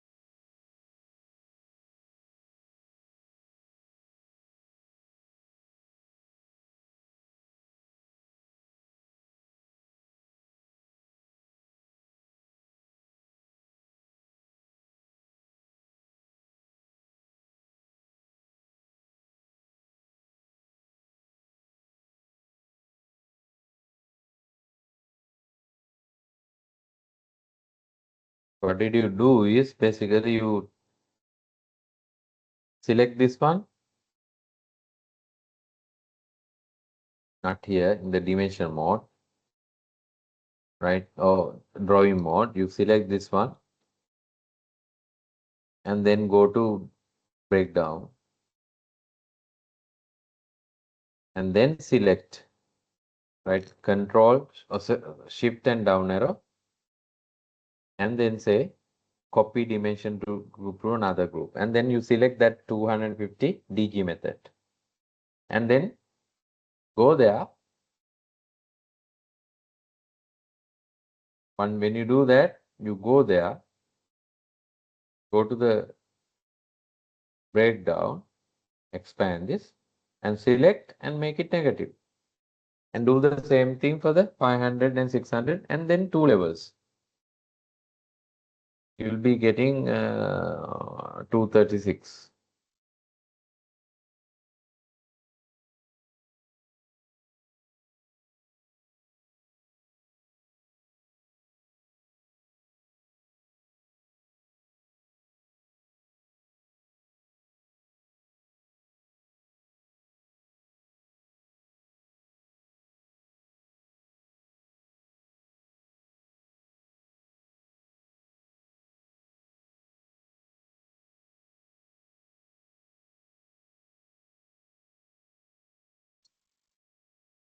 If you want me to explain it again, just let me know.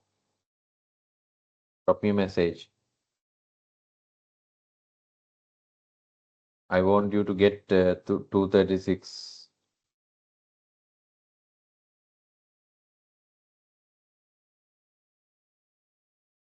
Simple, in a simple way, you copy this one, level wise to this and make it negative. Simple.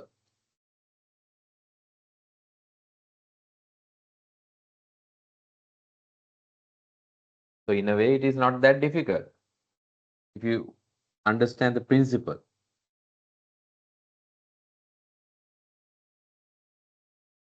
You need to understand is what you need to understand is when you move this 400 millimeter thick quantity, it does not go as 400 millimeter thick quantity. It goes as 250 millimeter thick concrete quantity. Because when you move this or when you copy these dimensions to this, it will take as 250 millimeter thick quantity and do the necessary adjustment automatically.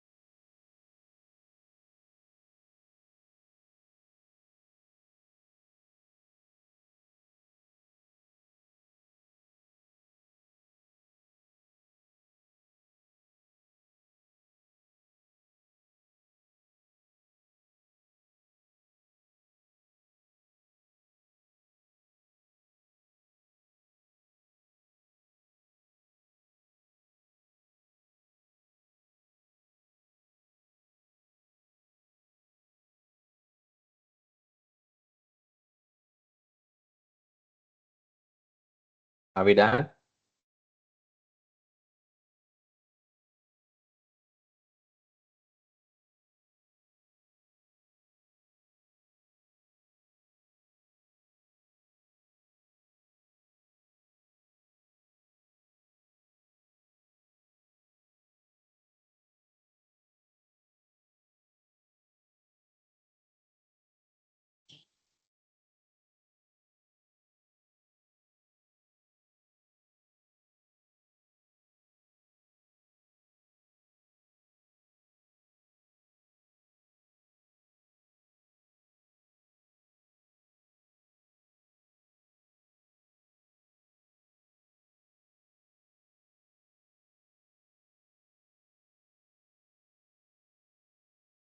Siva, have you done?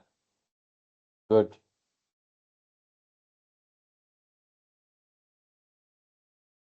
Sushan, are you okay with this method? Susit? Good. It's not that difficult. You need to understand the principle. What you can understand is you can move some of the dimension to another dimension group and make it negative.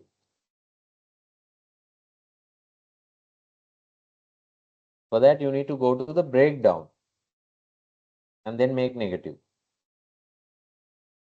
Or when you move, also you need to go to the breakdown of the dimensions and then move or copy.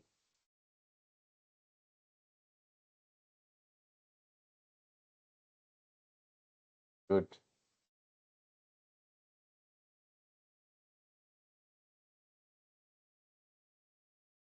Right.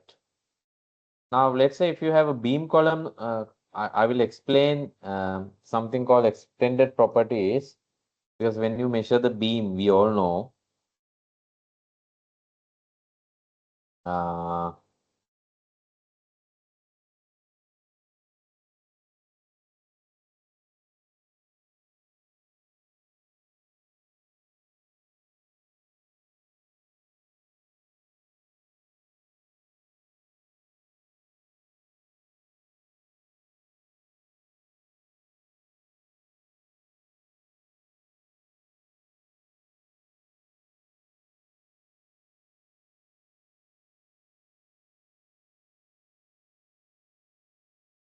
right?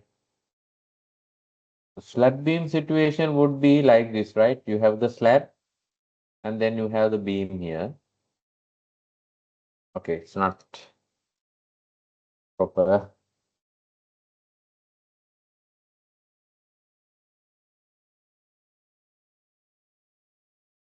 Right. You have the beam here.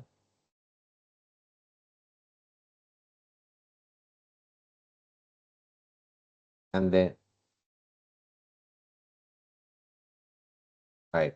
So this is your slab, correct? This is your slab and this is your beam. When you do the, what do you call, soffit of the slab? Soffit of the slab is this part, correct? And soffit of the slab, when you measure the formwork, this part. And soffit and side of the beam would be this part. You all know that. Right. How do you measure the formwork? By using this, because you are measuring the entire slab when you measure the concrete. So you can't use concrete measurement like what you did in the substructure to measure the formwork, like columns and pedestals. We have used those measurements, correct? As it is. But here, formwork, you need to do some deductions if you want. Otherwise, you can take it. You know the area. You know the area of the full slab. And if you deduct the area of the beams, then you get the soffit of the slab. That is one method. Or the other method is you measure panel wise, right? You have the panel and you have the next panel, right? And this middle part is a beam. You measure this separately by using the area method. Then you get the total of the soffit. And then you have to get the girth, the bottom and the sides. For that, of course, you need something called extended properties. When you measure the area, you should be getting the girth here. So you can introduce an equation for the CostX to get the girth or the two sides and the bottom to get the formwork area if it is a middle beam. If it is an edge beam, you can have this kind of edge beam also, right? For that, you need to introduce another equation. So when you measure the length, you can get the entire girth. So bit of adjustment is required, and I will explain something called extended properties. Then you will understand how easy to get the sides and bottom of the beam and also edge of the beams.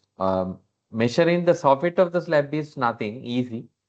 Even now you can do that because from here, right, when you have cubic meters, we know the area here, or automatically we know the areas. Correct? Now, for example, let's say here, I'll use this face here. I'll go to this one, say formwork, and I will drag and drop here. Right, let's take everything, but not volume. I'll take areas, all levels. Right, that is your area. Right, that is your area. Right, with this is with the deduction, because we know this 236 was with the negative dimension. So we have already deducted, and that is your area. Right, soffit. But when you have beam and slab arrangement, of course, our approach will be slightly different. Right. Then you have to get the total area of the slab, because we have already measured the total area of the slab, and then you have to deduct the beam bottoms if you want to get the soffit of the slab. Or you can measure panel by panel. Based on the beam arrangement, you can measure the panel by panel so that you can get the soffit formwork. Beam formwork, as I said, when I explain the extended properties, you can get it. Right? There's no girth here, you can see. When I move, I will show you why. When I move from here to here, you can see parameters that it captures. It captures the count, numbers. It kept the width, height, length. It doesn't have the girth of this nature. It doesn't capture of this kind of a girth. It captures the width, it captures the height. From that, of course, you can, if you want height into 2 and then width into length. So in that way, you can calculate the area, or you can give a single equation to get the entire girth. When you measure the length, you will get the area automatically. So that is also possible, right? So remember, when you do the CostX, right? You most of the most of the parameters you have already captured, remember. And you can use those parameters to find out other quantities like formwork or bituminous. I mean, in substructure, we have done it. You don't have to necessarily measure again formwork for the purpose of BOQ preparation. Even the column formwork, it is the same, right? When you measure the column area, it will also capture the girth or the wall area. So formwork area can be measured separately, and you need to do a bit of adjustments for any duplications. That's all. Therefore, I'm not going to measure all these things. I just wanted to give you the principle. Then you can apply that principle accordingly. You know how to measure the area. You know how to measure the wall area. You know how to measure the what do you call, how to measure count. Of course, I will explain you when you measure the MEP items, count in more detail. And when you do the extended properties, you will also calculate some other parameters that is not given here. So when you know all these things, you can plan your measurements accordingly, and then you can capture all the parameters and then use accordingly. You understand?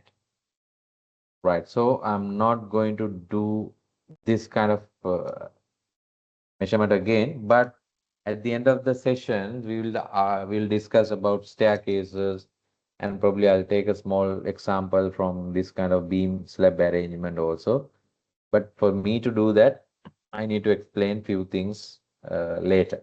Okay, even now you can do that with your little knowledge that you have right now. Okay, you know the sides, you know the bottom, right? Then you can find out through the workbook, you can do the adjustments. You understand? Right. Now we are moving into, right. So that is about slabs. Okay. Now we will move into masonry.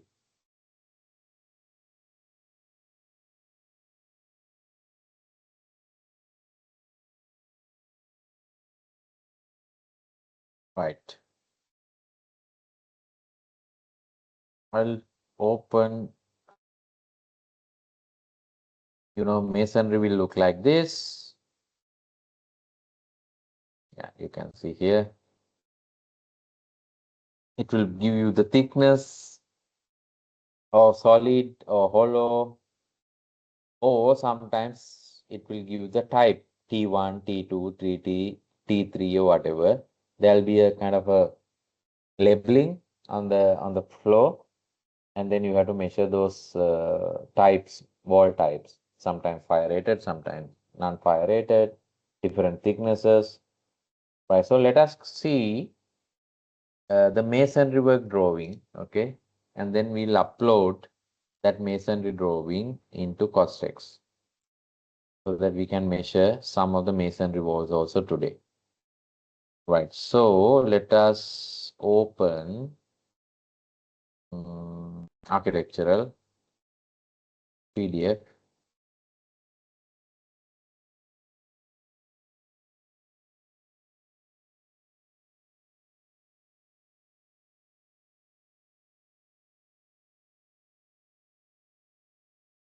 Now, this time I'm using a PDF drawing because I have used now AutoCAD drawings, and you are familiar with AutoCAD drawing now. So let us measure from PDF drawing also now. right? So that will be also covered then. Here also you have two levels, and this is first floor. Yeah, this is first floor, and then you can have the second floor. Yeah, here we have ground floor and first floor. Yeah, let's go to ground floor because second floor is the roof, basically.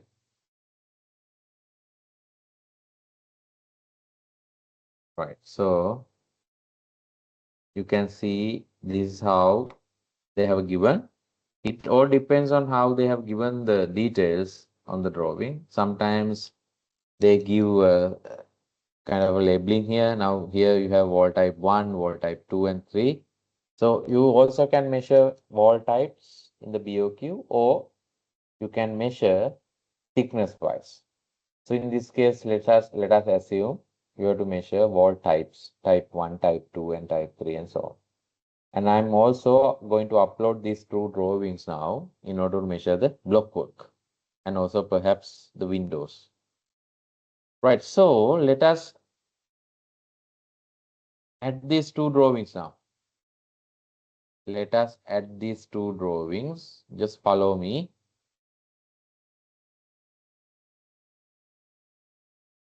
Right.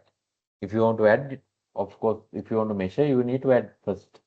Now it is not concrete. It is superstructure masonry. You need to be careful there when you create the folder structure. Okay, let us now add. Can you follow me now? Let us add these two masonry drawings. I'm using CAD. No, I'm using PDF drawings because we have measured from CAD drawings already. Substructure we have measured, and then concrete slabs we have measured now. Now let us measure from a PDF drawing also when we measure masonry. Right, so drawing, add, and drawings. Which drawing I should be adding?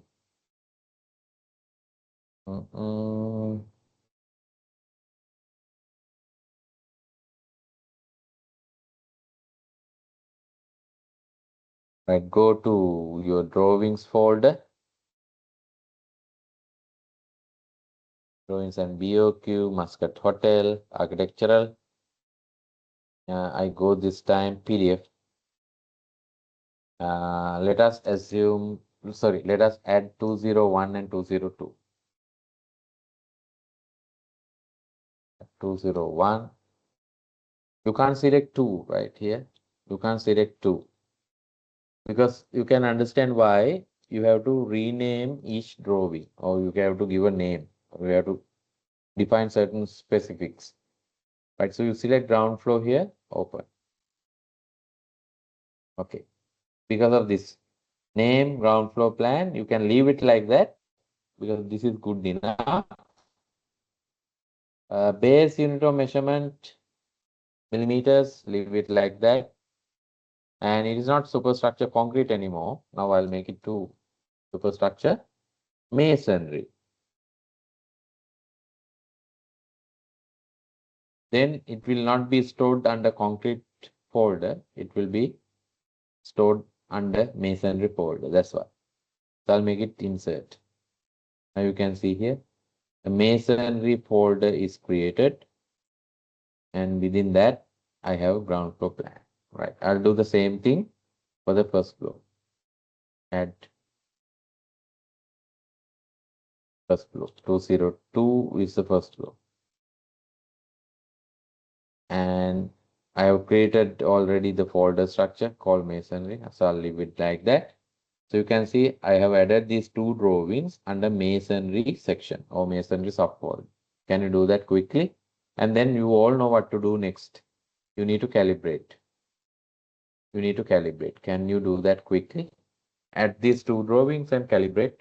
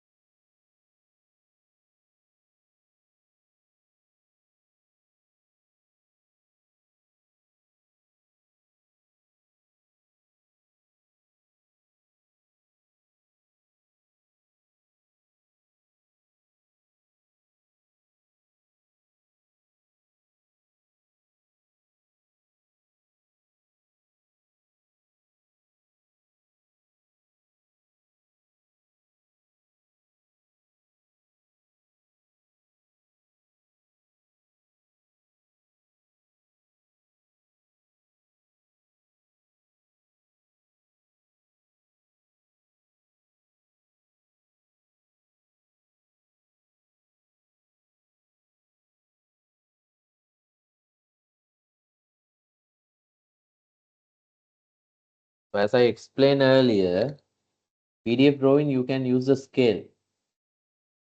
In AutoCAD, normally 1:1, right? PDF drawing, you can use this scale and double check whether the scale is correct.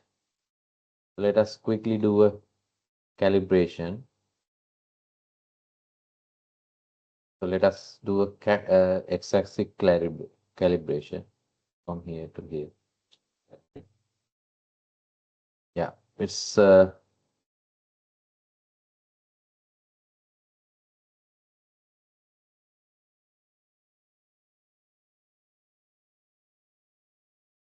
line thickness matters here. That's why it says 5100. Apply factor X and Y. I'll say yes. Okay, now we'll double check and see. Measure the distance from here to here. 2 millimeter difference.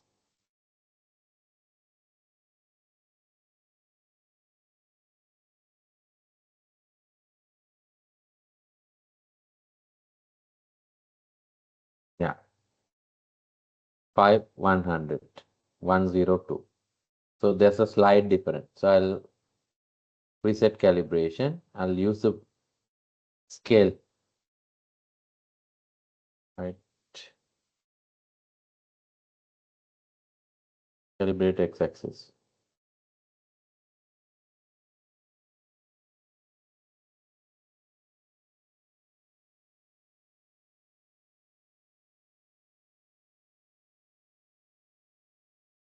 What happened?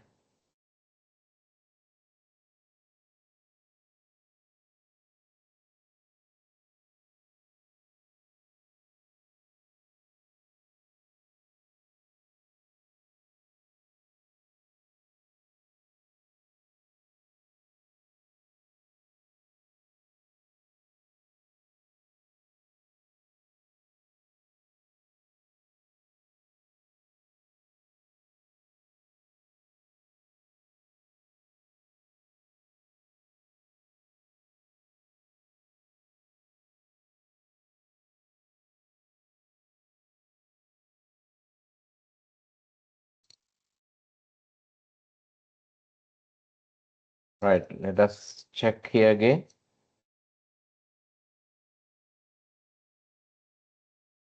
Yes, perfectly matching now. 5100. So sometimes you have to try maybe 1 or 2 times unless or until it matches. Right. So this is now fine. So I have shown you how to do the scaling, sorry, calibration with the scale, right, in PDF.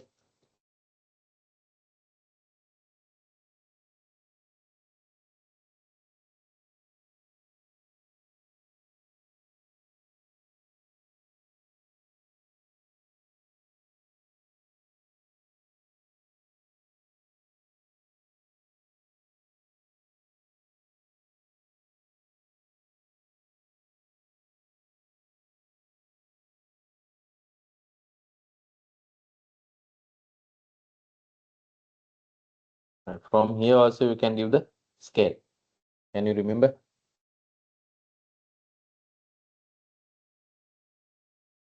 One is to 150 you can give.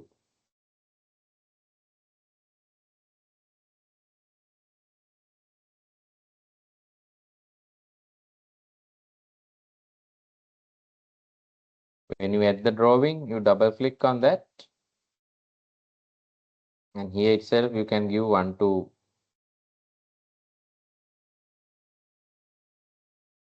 Now this scale was 1 to 100, I think. So you can just give the 1 to 100. And then make sure you do the measurement, double measure, you check the measurement and see whether your scale is correct. But now in this case, I'll leave it like that. And I'll do the same thing here. Okay, I'll try that one here. This 1 is to 100. Yes. Okay, so I'll double click on that. I'll make it as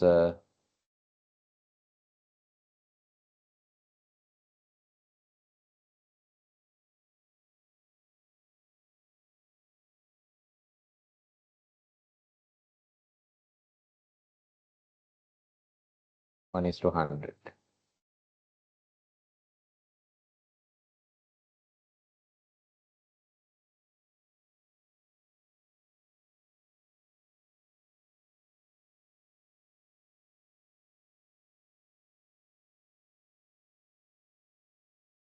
Yeah. So I'll leave it as maintain aspect ratio. Yeah.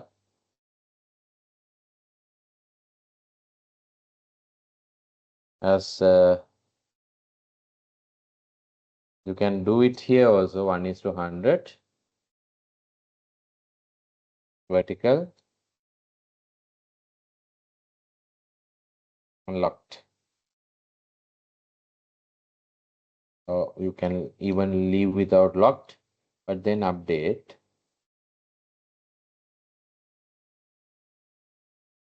Now you see whether that is working. Yeah. 1 millimeter difference. I'll leave it with that for the moment. 101 here, 100. So 1 millimeter difference when you use the 1:100 scale. So otherwise you can do it manually. Right. So when you do that, you can't reset the calibration. You can say you can't reset the calibration. You have to go and change it again here. Right. You have to say custom and do the calibration again. Either way. Right. So I'll use that as 1:100.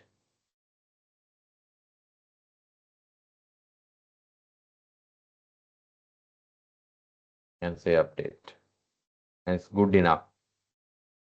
Right. Now I have calibrated both the drawings.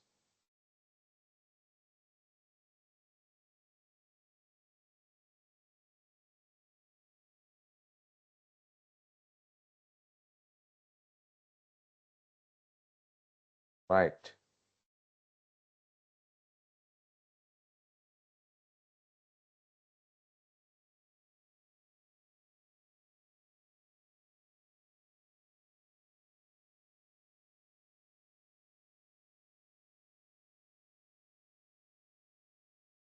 Right. Now let us measure a particular wall type. For example, let us measure this wall type 1, which is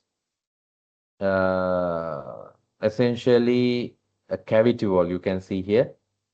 Wall type 1 is cavity wall here. That's why it is an external wall here. Right. It goes like this.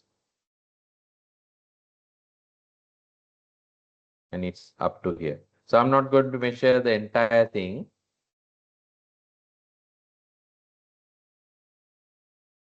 I'll measure the cavity wall from here to somewhere here. Okay. Right. For that, what you need to do, you need to create a dimension group now. You need to create a dimension group. And then wall height, of course, if you take a section, you will see the wall heights for different, it depends on the thickness of the beam, sorry, the depth of the beam here. So you need to understand each panel, what is the height of the block wall. So those are quantity serving. You need to refer to the section, right? And you need to refer to the beam height of the beams in that line. Then you need to make sure you select or you calculate the proper height of the block wall. So I'm not going to explain all these things. I'm going to take an average height for all the columns, sorry, all the walls, and do a kind of a demonstration. So when you really measure, right, you need to take panel by panel and you need to take height of each panel based on the beam thickness above, and then you need to calculate the height of each panel separately. In my case, I'll take an average height of about 3.4 meters for wall type 1. Right. So let me now add a dimension group. Right. I need to add a dimension group.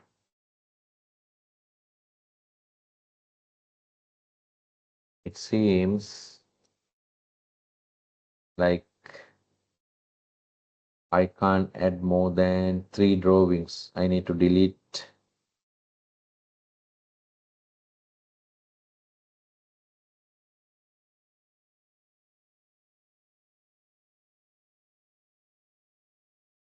That's why this is deactivated. Normally dimensions and dimensions, I should be able to do that. But the problem is, since I have added in the educational version, there's a limitation that there are number of drawing only you can add. Otherwise, people use educational version for license version. Right now, they have allowed me to add these 5 drawings, but they don't allow me to add a dimension group. Right, because I have added so many dimension groups here. Right, in that case,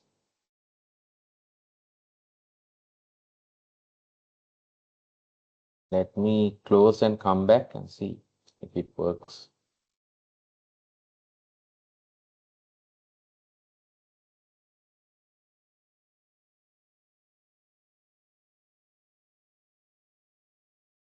Reinforcement, I have a separate lecture, separate session for reinforcement. Okay, don't worry. Okay, But thank you. CostX is not the best software to calculate reinforcement, but it gives you some sort of understanding about how to calculate the ratios, and I'll get back to you on that. And I'll have a separate session for the reinforcement. Don't worry. Then what is the best software to measure the reinforcement? Reinforcement, there are different like tailor-made software are available. Some of the now, for example, in software, of course, if you have drawn reinforcement in the 3D, of course, you get reinforcement as well. But if you take some structural design software, right, it will give you more accurate quantities than CostX.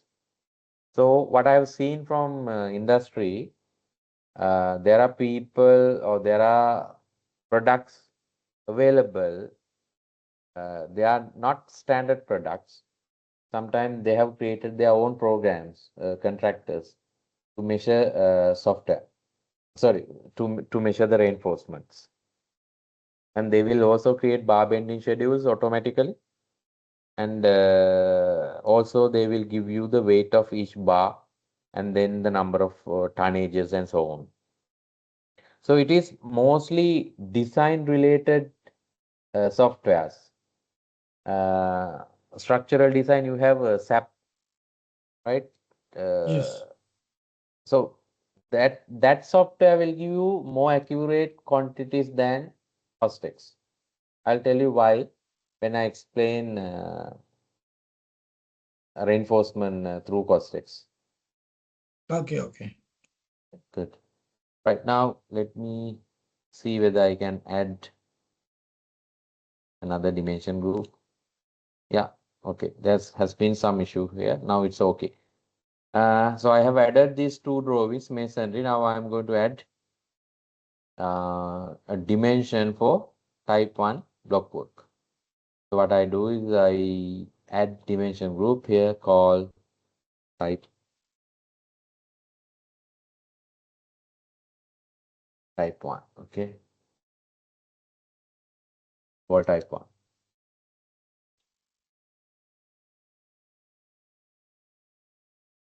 Right. And folder, I'll say masonry. I can say concrete masonry superstructure.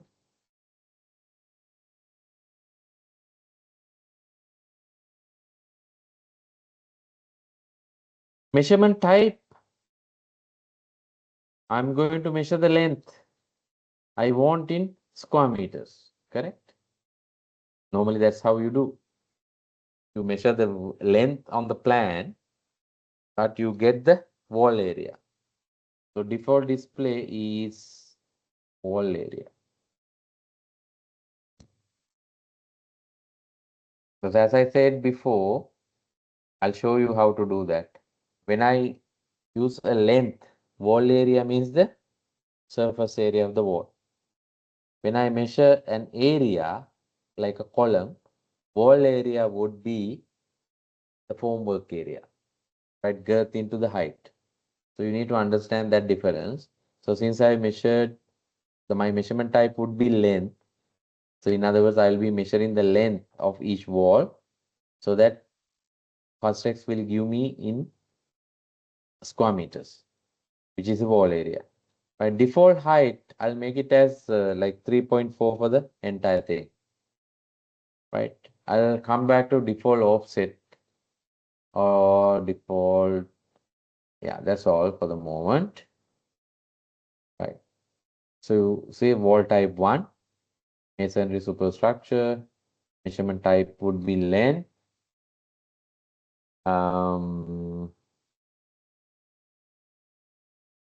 What else? Yeah, default height is about 3.5. Okay.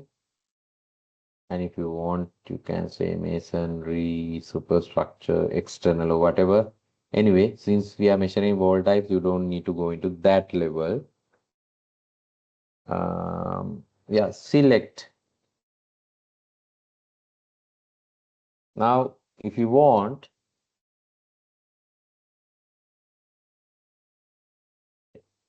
leave it like that. So I'll insert wall type. You can see here, wall type 1, 0 square meters. Right? And I'm going to measure now. Ground floor is my zone 1, isn't it? Level 1 is from ground floor to. Now, when I measure the concrete, level 1 is the level 1 frame. That is very clear. Now, let us measure ground floor also to the level 1. Okay, so when you measure level 1, make sure you select the zone as level 1 because we have already created a zone. Right, we are ready now. We have calibrated. We have now added a dimension group called wall type 1. And we have selected the zone also. Now we are ready to measure. So can you do that up to this point? I want you to open or introduce a new dimension called wall type 1, right? And these are the parameters. Can you create a dimension group for masonry? Probably we have to stop here, but at least we will measure one wall.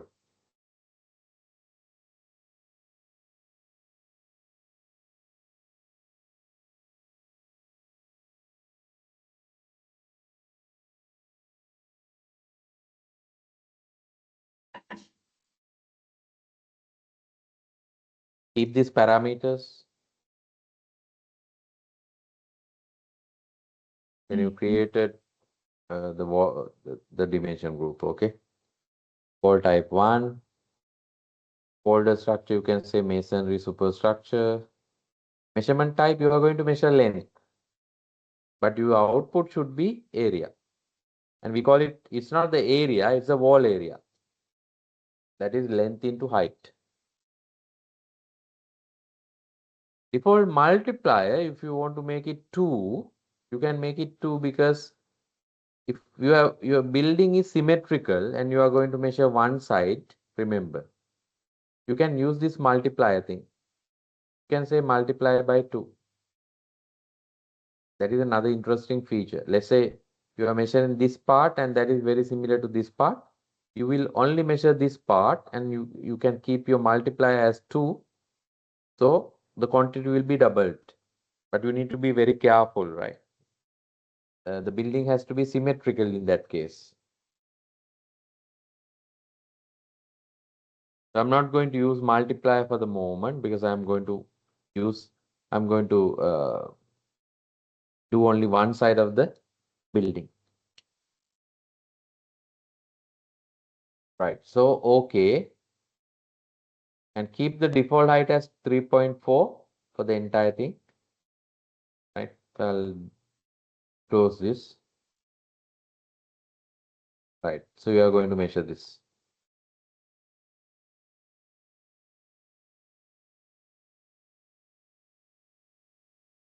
Now, how do you normally measure wall panels? Now, this is type 1.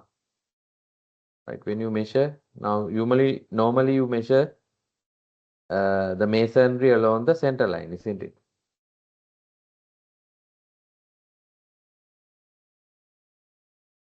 Right.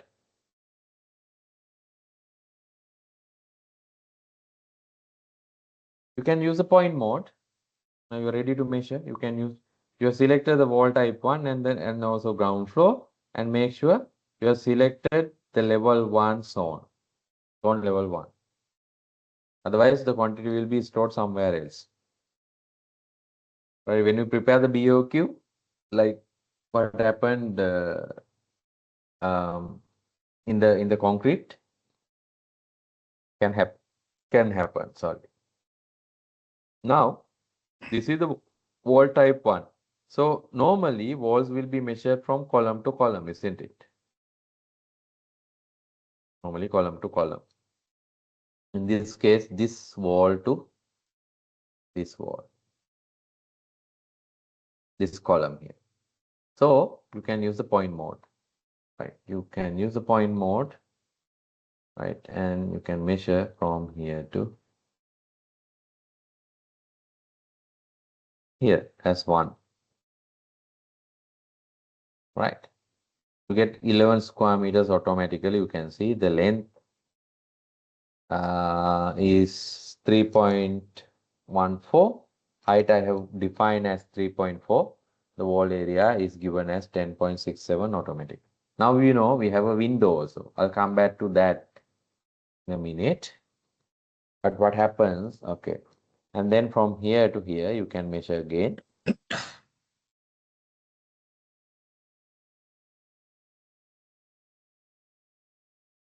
Right. And then you can shift, you can keep your mouse here and press control, and you can continue.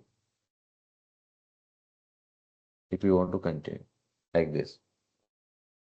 Now, when you go to the dimension, you can see this dimension is 1. This dimension is 1 because I have continued. I can do in 2 pieces here, but I can do it one piece because I have used, I'll show you again. I'll do it again. Don't worry. I'll use the control key to continue. Now, if I just want to show you something here, now you can see what I have measured. This is what I have measured. Even in PDF, you can do the 3D.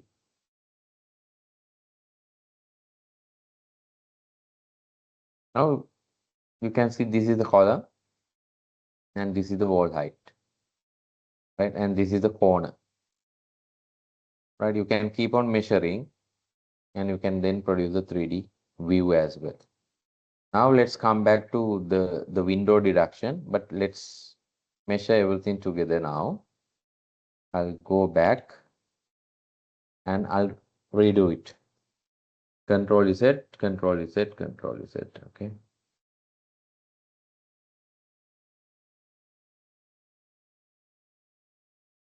It's not working. What you do is you just delete this. Not delete all dimensions, then the entire dimension group will be deleted. Only delete dimension. Here also delete dimension. I'll do it with you. Right. Can you now start with me now? Now you have created the dimension group called wall type 1. Right now we are ready to measure. From where we use the we have to come to the dimension tab here. We use the point mode. because there's no continuous line here for us to measure from the line mode. So what you do is you keep your cursor here and then on the ground floor and then make sure you are on the right zone and you measure the distance from here to here, right? Knowing that, okay, sorry, wrong place, control is set.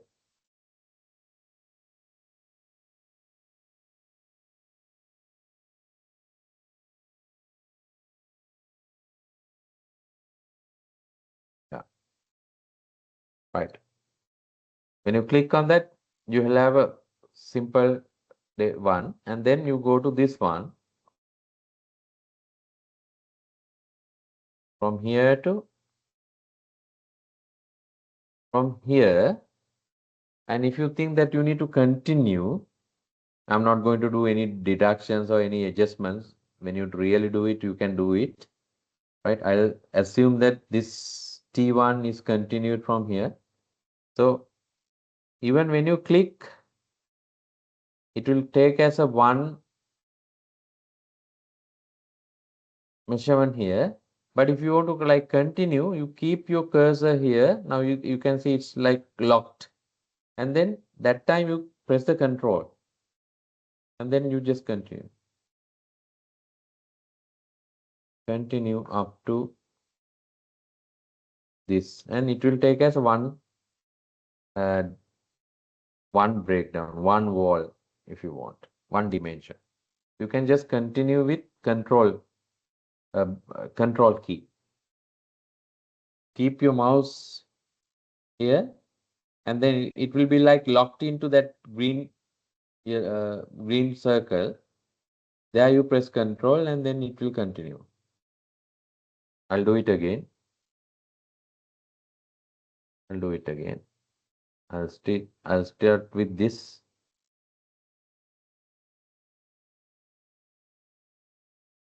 And here you can start again. That's not a problem because it goes as 13.77 up to that point, and then you can go it again, or you bring your cursor here. You can see it is like locked, and then press control. And then you can just continue from that point. And up to this. And then click, and then it will be like one dimension. Either way is fine. Right? And then from here to here. Yeah, that's all I'm going to do. Okay, from here to here.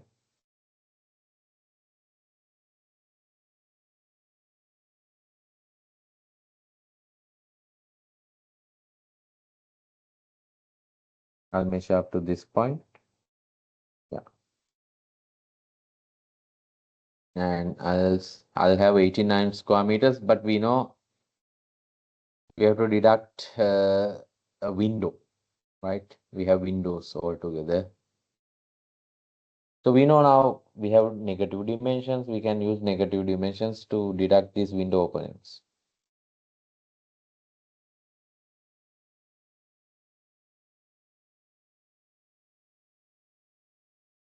Right. If you just want to see whether you have measured it properly, and you can see the 3D view.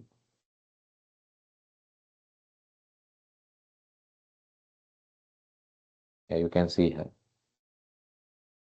These are the columns in between, and we have to do the window adjustments. Fine.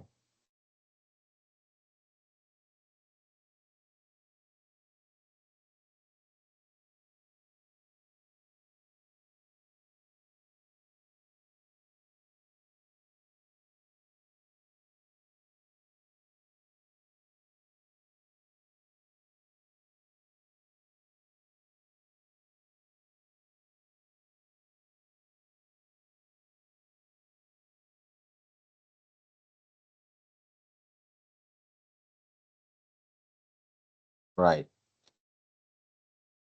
Now we know we have to deduct these windows. So let us understand the window sizes window sizes can be taken from doors and window schedule.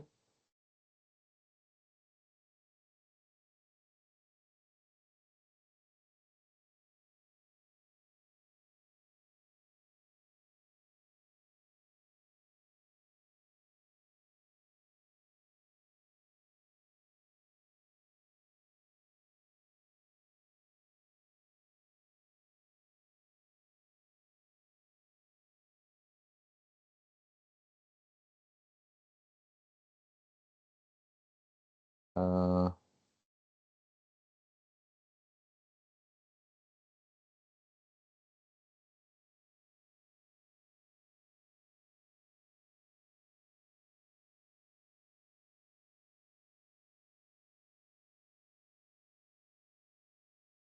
yeah. In general details, we have window details. So window 1, yeah, 800 by, you can see here. Window 1 is 800 by 1008. Window 2 is 1002 by 1800. Remember this. So we will use this one. Now we can use negative dimension, correct? Because you need to deduct negative dimension.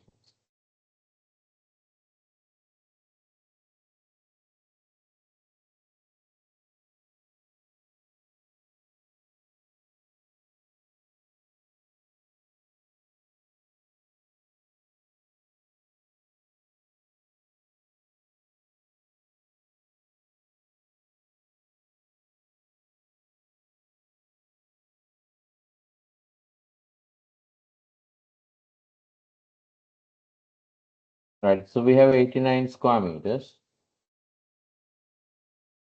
Now we are going to deduct the windows.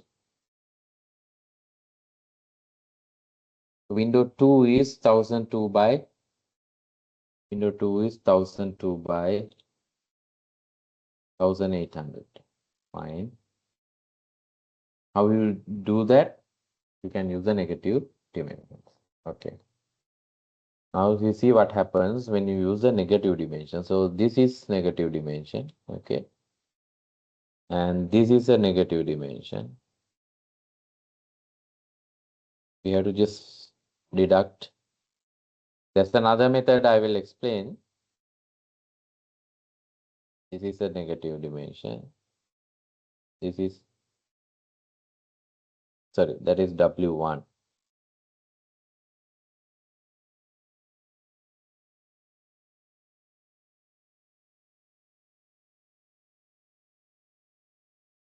Okay. We'll measure everything. So we mark all windows here. Sorry.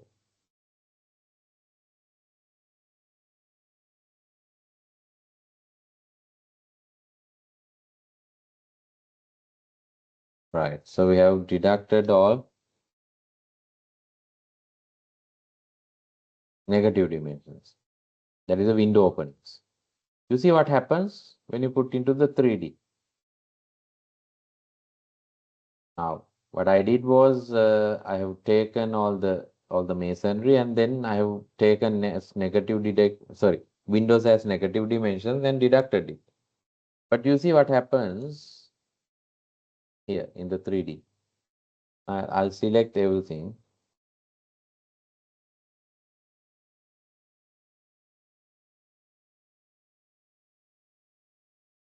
Both. Okay. Now you see. You must be thinking what happened to other windows, because they are hidden here. Sometimes it is a visibility issue.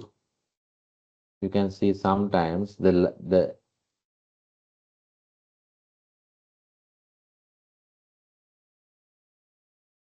green line coincide with the red line. There you don't see the red line. So that is the reason. Otherwise, it has been deducted properly, but the problem is, right, and they are in the same line, that's why you can't see properly here. That's okay, but the one you can see here, you can see now how the window has been taken. The window has been taken as window 2 also has been taken as 3.4, which is not the case. Which is not the case. Window 2, which is this one. Sorry, this one. And this one.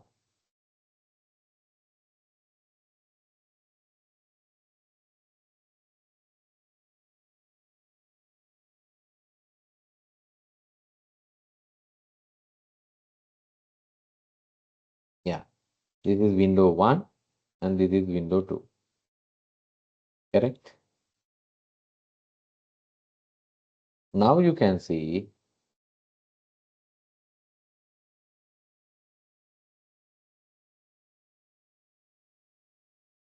you can change the window height if you want.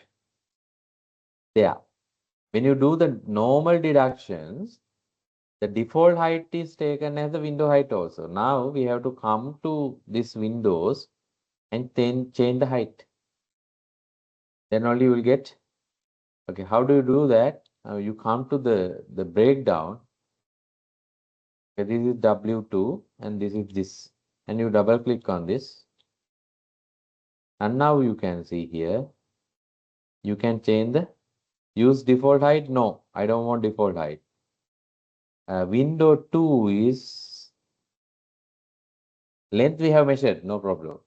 Height is, what was the height window 2? Height was 1.8, right? Length we have measured from the plan. Height we have to change 1.8 only. So you change to height 1.8, right? And update. And here itself,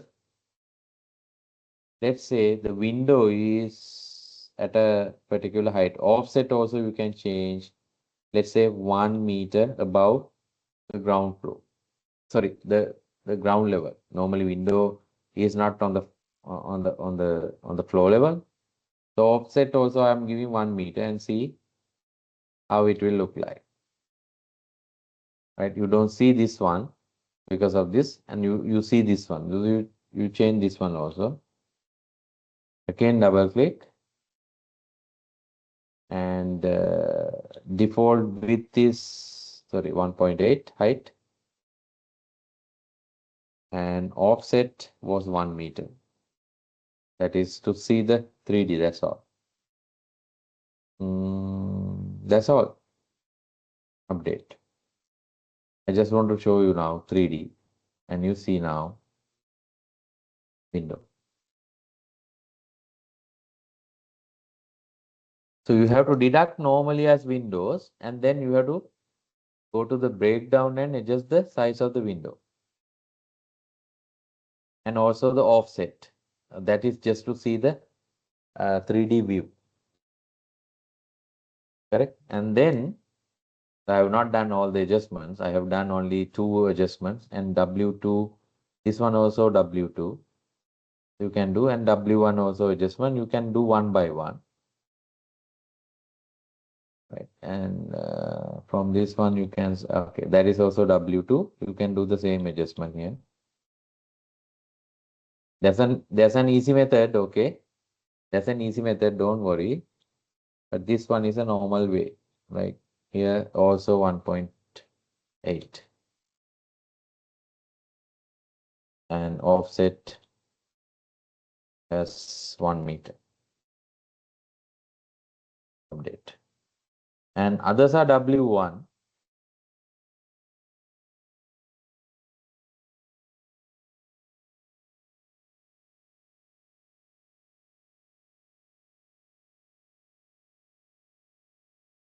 W1 was again all 1.8.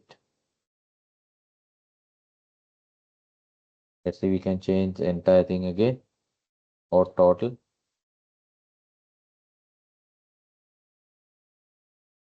Right.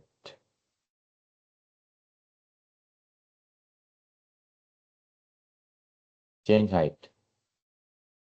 You can select entire thing and you can change height. Right click and change height if you want 1.8 meters. That is also possibility. Okay. Job done. But offset you can't change.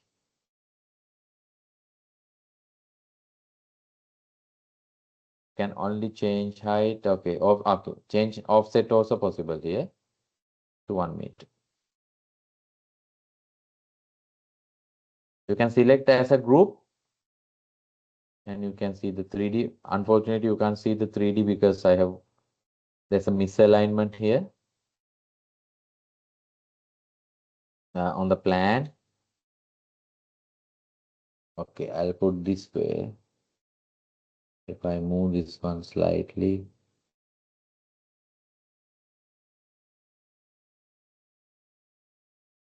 This green line and the red lines are coincided. That's why you can't see the wall or the window opening on the 3D. If you can move this line a little bit, you will see windows. Now let's see. That is also from outside. You have to move this one to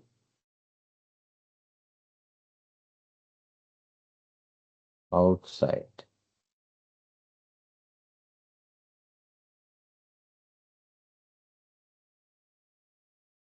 Now you might see.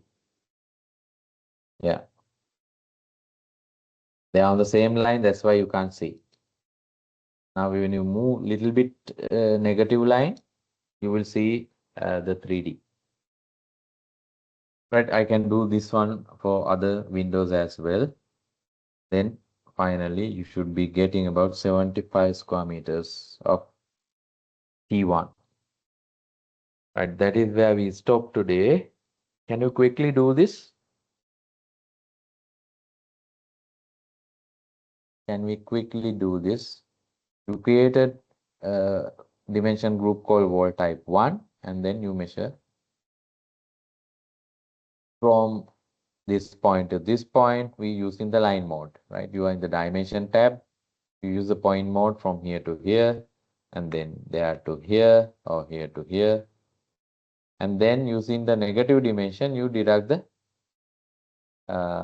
windows. Then what you do is it will take windows also are taken, negative dimensions also are taken as height as 3.4 normally, because we are measuring the wall type and default is given as 3.4. Therefore, negative dimensions also taken as 3.4. So what you need to do is you have to go to the breakdowns, and then you have to change the height there. All the negative dimensions. You can see the negative dimension. So either you can select maybe similar ones like this, and then right click and change height and offset. And then you can select all of them because all the windows are on the same height, 1.8. You can select everything together, and double click, sorry, right click. All the negative dimensions, right click and make height or change height to 1.8, change offset to 1 meter because we know the windows are located about 1 meter above the ground floor level. So when you do that, right, you can generate the 3D view and see whether you have done it properly. Anyway, your answer should be about 75 square meters. Right, it's almost like midnight. I'll stop here and I'll give you 2 minutes to get this value.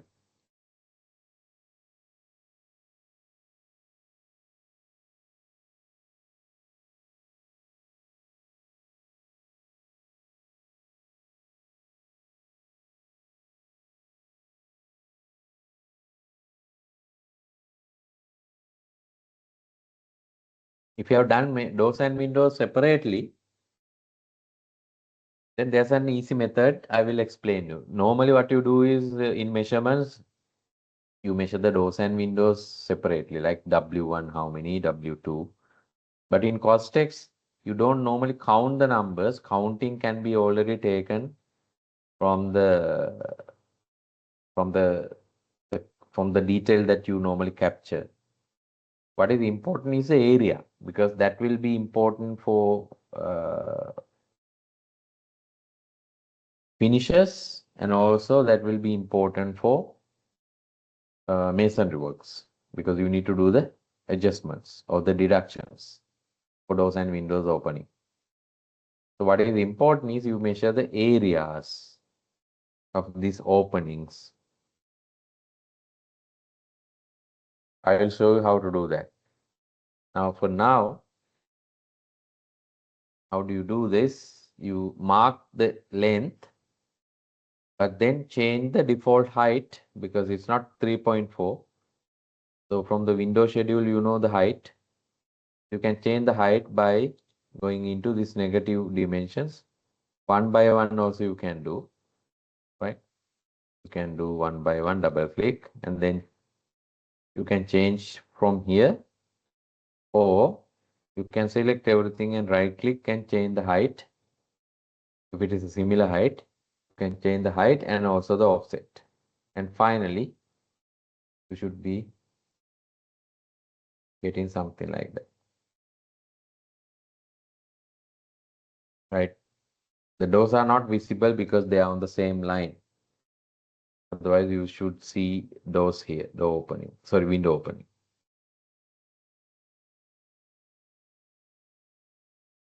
Right, everyone is getting 75 square meters. Please drop a message.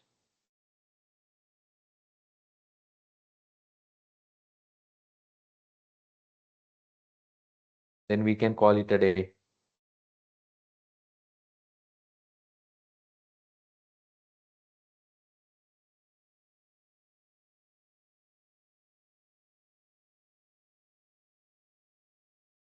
Good. Sushan has got it.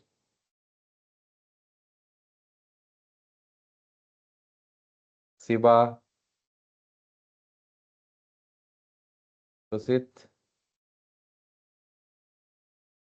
Malinder, yeah, good.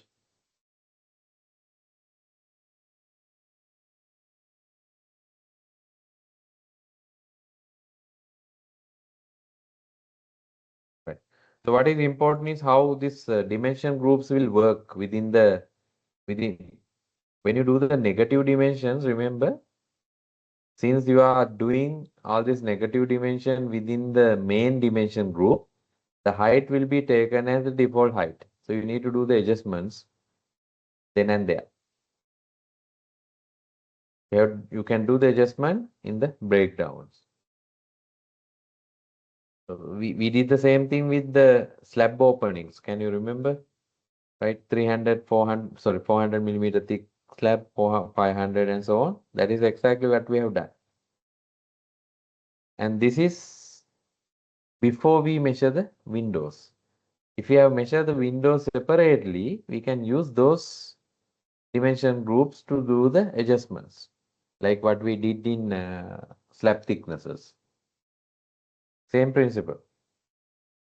Right, so I'll stop here and I'll meet you next week, next Sunday, sorry, next Saturday, same time, to continue with the doors and windows and the rest. Okay, so right, good. So I'll request you to watch the video again and then practice what we have done today and be ready for the next session. All right, guys.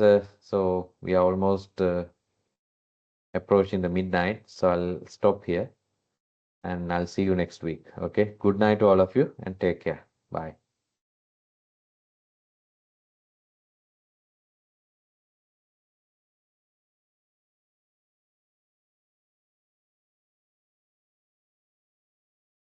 Don't worry, Tusit, you have to take window as 8 window height as 1.8 for now.